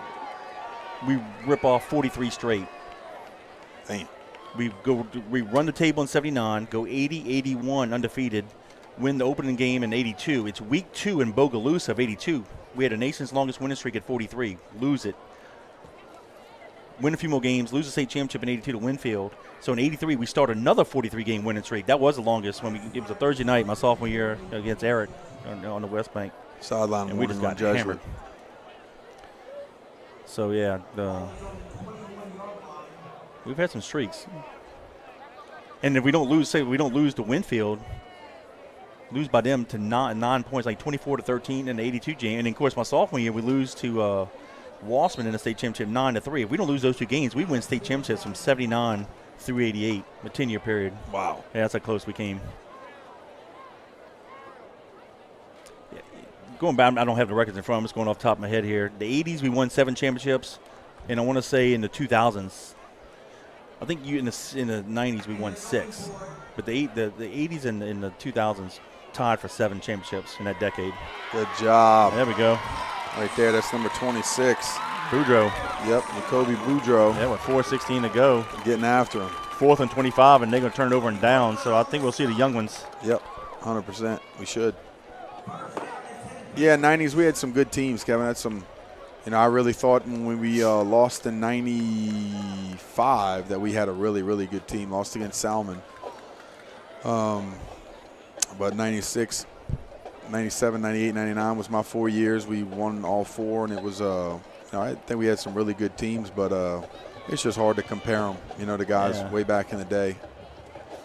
It's probably a better question for the coaches. Reggie Johnson is the new quarterback. He actually came in on the last drive and handed off to A.J. Smith for the touchdown. Corcoran gets a 2-yard carry. Yeah, but you know what? You won't get an answer. No, you won't. They won't tell you.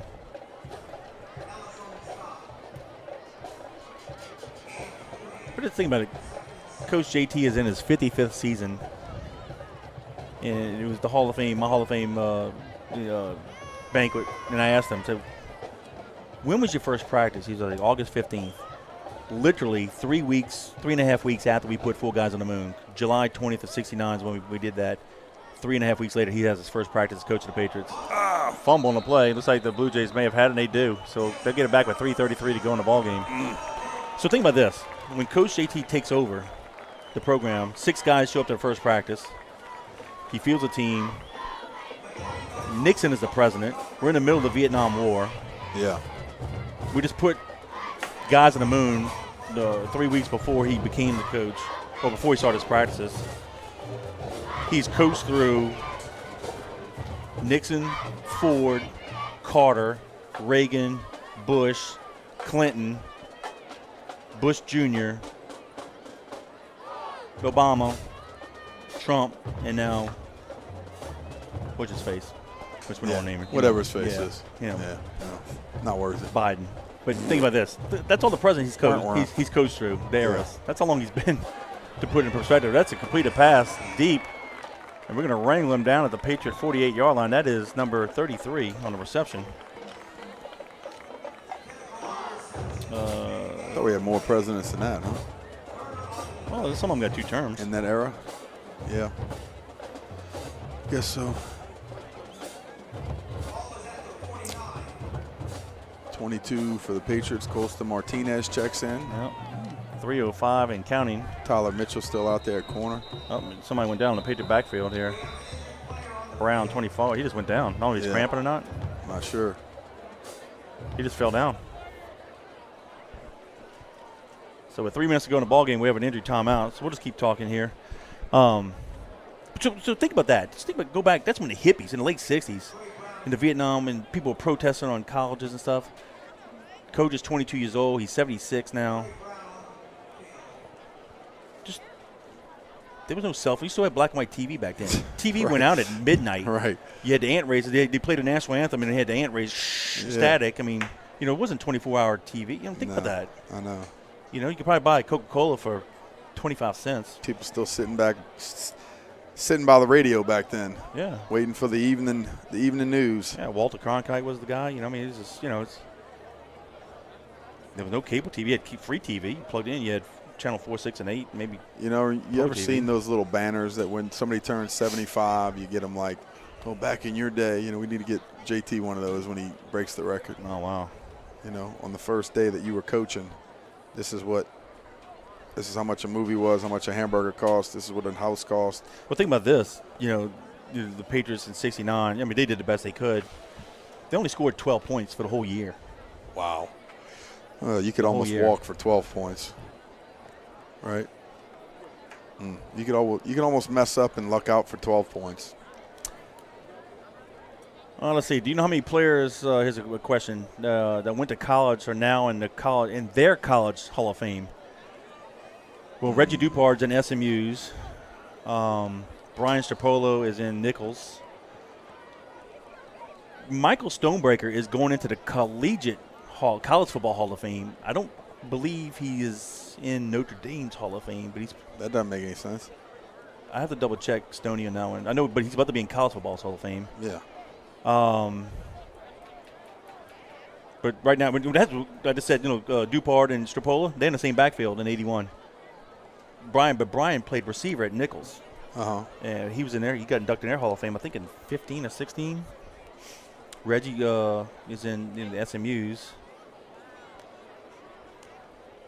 I'll have to double check Stoney if Stoney is in Notre Dame. But I know Stoney in December is going to get inducted into College Football Hall of Fame. I tell you, that's just off the top of my head. But I tell you what, that fan, if you know, give me some. I know. I'm sitting and waiting. I want to see. Of course, my partner here, Danny Wimprine's in Memphis Hall of Fame. I was waiting to see if he was gonna say something. Nah, bro. No, Danny's in Memphis Hall of Fame. I knew that. That was in 2016. I wonder. Yeah. I don't know. You bring it up. I'm wondering who. Yeah. So Danny, Stropolo, sure. Dupard. We've had some girls into their collegiate Hall of Fame. Ashley Brignac is in UL's. Here's a Go pass. get it. Go get it. Intercept him at 22 with the 28-yard line, running it back. He's to the 40 and tackled near the 45. It was a block in the back probably, but that's that was Colston Martinez. Yeah, Martinez actually is how you pronounce Martinez. it. Sorry. Bye, you guys. Yeah, Danny. Yeah, I mentioned that. I was waiting to see if Danny was gonna do it. I was kind of ignoring him for a second. Of course, he's pushed me. Bro. I know. Oh yeah. My fault. But I mean, those are the ones that I know of. If y'all know some more, please let's get some shout outs.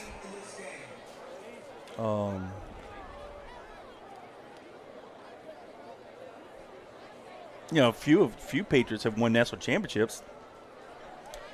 Of course, Stoney won one in '88 with Notre Dame. Chris Stortz was on Colorado's '90 championship team. Wow. He was a teammate of mine. Chris Howard was on Michigan's 1997 national championship team. Of course, we had quite a few players on the LSU team. That class with Chris Jackson, Black. I forget his first name. He played defensive line, but he ended up playing offensive line at LSU, and he actually won two. He won it at LSU in 03 and 07. Spadoni was technically on the team in 03 when they won it. I think like Doug Carter and those guys, Doug Carter Jr., they were redshirt freshmen. We had like 5 guys signed in the class of 03 with LSU, so they all got championship rings from the 03 year. Little handoff, Reggie Brown gives it off to, I believe that was Boudreaux on the carry, short gain there. Of course, Robbie Green won one at Alabama. He was a defensive back. Yep. When Alabama won it in 09.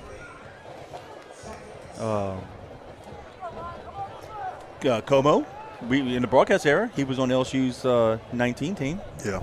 Got a ring with those guys. Reggie hands it off to Corcoran, short gain off the right side. Now, I know Frank Mazza on the track side, he was on LSU's men's national championship team in 89 and 90. And of course, now recent, Kay Beloso was on LSU's baseball team. Yep. He was the first Curtis baseball player to play in the men's World Series. However, the girls have Ashley Brignac and Gabby Bridges. I don't know her married name now, but Gabby Bridges. They went to the UL, was a World frequent Series. visitor for the girls softball World Series. Yep. They didn't win a championship, but they played in the World Series. So, and Ashley is, she was a valedictorian. I don't know if you noticed or not. She was a valedictorian at UL. Huh. 4.0 average through her years, and she's in their Hall of Fame. Yep. On the girls' side. So we had a few. I'm probably leaving a few out, but that's not intentional. I'm trying to go off of memory here. But if anybody can give me some assistance, Got a minute left here, Kev. Minute and counting. We're up 41-21. This game is kind of carried on a little bit here in the fourth quarter. Yep. And 1:15 and counting. Delay a game. Patriots. Okay, this got through the flag. I guess timeout before that. Pick it up, wave it off, and we're going to call the timeout. Obviously, get with these young kids. And, just because we're up 41-21 doesn't mean we ever stop coaching and letting them understand what we're trying to do. But it looks like we're probably going to line up and punt the ball, get some of those guys out there and let them run down and cover that punt well and get out of this thing. Pretty healthy. Now, knock on wood, Kevin, that's another thing. I haven't really seen any of our guys in the last 4 weeks get, I hate to say carted off, but we haven't had anybody that's had a serious injury that wasn't going to be back the next week. And, they're obviously in a physical game like this, you're going to have your bumps and bruises, but nothing serious to where it's been, in a tough position to hurt our depth. Mitchell opponent, LeRae, stands back at the Jesuit 25-yard line. See if he can boom another one here. Under a minute to go. Decent kick. Yep, it's going to get a nice roll. LeRae picks up at the 20, far sideline. He's going to run out of bounds near the 25-yard line with 54 seconds to go in the ball game. 44 seconds to be exact.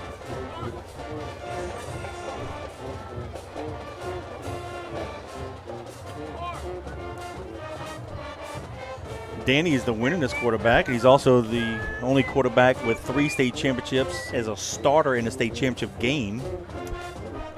You know that.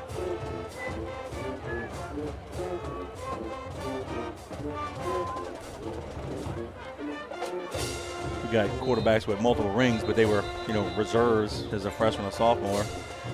But you're the only one. No, my quarterback, Billy Duncan, was the first quarterback to start 3 state championship games because our sophomore year, our starting quarterback, Steve McCready, got hurt in the first quarter of the semis against Jonesboro Highs, dislocated his elbow. Billy came in. It was 7-7 at the time, and we ended up winning like 31-7 or 20-7, something like that. And then he had to start next week because Steve was out. And then, of course, our junior, senior year, he was starting. So he's the first to start 3. Ooh, he hit Perez right as he threw the ball. That was a 44. Give him some credit there. So, Braden Brown, incomplete. But you were the first quarterback as a starter in a state championship game to win. That would have been 97, 98, and 99 against Eunice, and Capital. Yep. And the year before, I think we beat Crowley in 96. That's Kurt Walters, though, right? Yep. Kurt was a starter, and then the year before that was Andy Burris. Yep. And then I think right before that was probably Jeff. It was. Pass down the field. Oh, in and out of the hands of the receiver. And here's something. Back in the 70s, the home team wore white. So it changed. So in the 75 and 76, 77 and 79, we were home team in those state championship games. We wore white jerseys. In 80, we played in East Jefferson.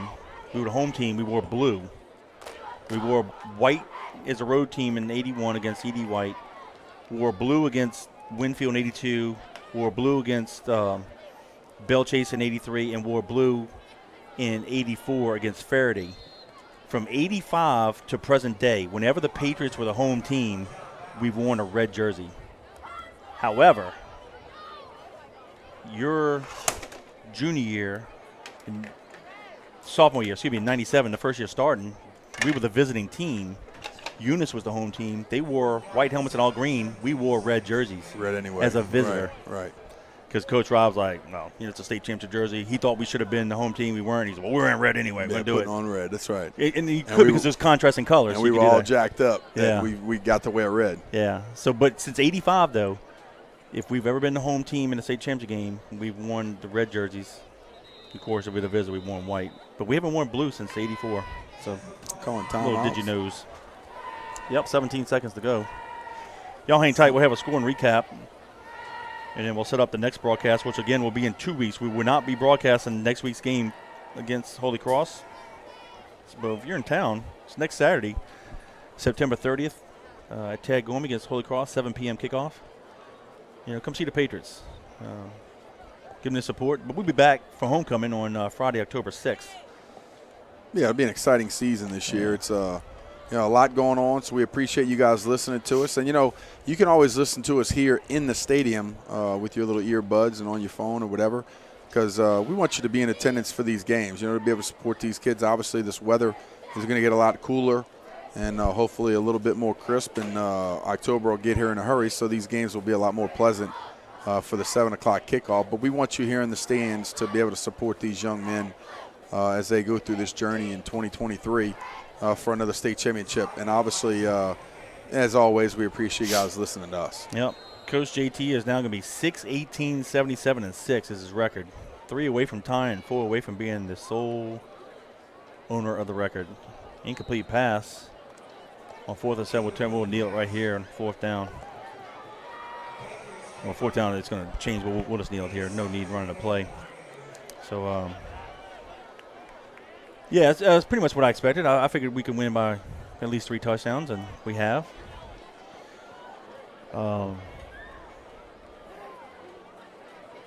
We haven't lost to the Blue Jays since the 21 playoff. Doug Hoffman just texted me. He said the football equipment has come a long way. Yeah, it has. He said back in '74 we had suspension helmets. Yeah. The only pads were the ear pads and a pad on the forehead. Yep. Actually, I'll tell you what. What. Coach Rob actually corrected me, about a year or two before he passed. It's not actually, that's not called an ear pad. We always call that because it's on the ear. You know what that's actually called?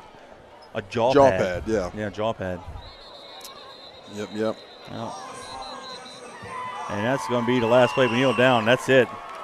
The John Curtis Christian Patriots defeat the Jesuit Blue Jays by a score of 41-21. And are now 3-0 on the season. The Blue Jays fall to 1-3. Listen to this stat. Go ahead, hit me. So Jerry Saban just texted me this. He said in 91, it was 91. Wait, what is he trying to say here? 91, we lost to Broadmoor in the quarters. Yeah, by 2, I guess. Is that what he's saying? No. No, like 12 you got to to 7. redo that, Jerry. Anyway, in Salmon in 94, it was 12-7. In 94, 95, it was 20-19. In 2000, it was 31-29. Think about that 6 points scored by Salmon separated us from 12 state championships in a row. Correct. Holy mackerel. Correct. That's crazy. Yeah. Anyway, Kevin, another good game tonight, and we appreciate it. Couldn't do it without you guys and all the sponsors, so we want to say thank you to our post-game sponsor, one of our premier sponsors. That's Hot Rods Creole, locally owned and family operated with generational recipes for your cooking ease and enjoyment. Check out their award-winning jambalaya, gumbo, and barbecue sauces. Of course, the premium garlic butter seasonings, fish fry, seafood boil mixes, everything that they offer. You can check it out and check out your local products at the grocery store. www.hotrodscreole.com.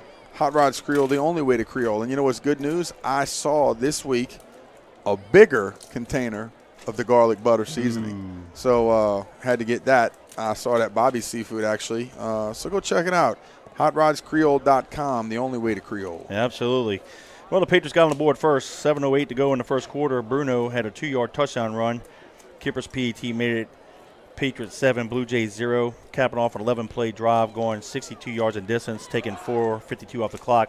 And then again with 4:07 to go in the quarter, Bruno hit Turner on a 7-yard touchdown pass. Kipper's PAT made it 14-0. That drive was a 5-play drive, 48 yards in distance, taking 2:04 off the clock. And that's how the first quarter ended, with the Patriots up 14.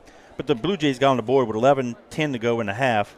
Quarterback Perez had a 1-yard touchdown run, and Jones's PAT closed the gap to 14-7. The Patriots scored one more touchdown with 5:43 to go in the half. Prout had a 10-yard touchdown run. Kippers missed the PAT, and that made it 20-7. And that was a 12-play drive going 68 yards in distance, taking 5:33 off the clock. And that's how the half ended. The Patriots actually did have an opportunity to kick a field goal, and we missed it. But the good news is that Kippers could probably kick it from 35, maybe close to 40. So that's good news there. We kind of at least know where his range is. Yep. In the third quarter, with 4:18 to go, Gabriel had a 6-yard touchdown run. Kippers added another PAT, and that put the Patriots up 27-7. That was a 9-play drive going 97 yards in distance, only taking 2:55 off the clock. And then with 26 seconds to go in the third, Garcia had a 6-yard touchdown run for the Blue Jays. Jones's PAT made it 27-14, and that's how the third quarter ended. The Patriots got back on the board on a one-play drive, actually, going 65 yards in distance, taking 13 seconds off the clock. Gabriel with a 65-yard touchdown run. Kipper's PAT made it 34-14. That was at the 7:49 mark of the ball game. Jesuit got back on the scoreboard with 5:31 to go. Perez had a 25-yard touchdown run. Jones added a PAT, making it 34-21. And then with 4:47 to go in the ball game, A.J. Smith with a 28-yard touchdown run. Kipper's PAT making it 41-21. And that was a two-play drive going 57 yards in distance, taking 42 seconds off the clock, and that's how the game ended.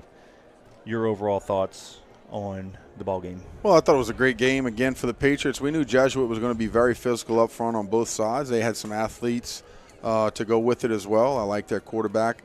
He had a pretty good night tonight in certain aspects, and I thought their running back ran very hard throughout the night.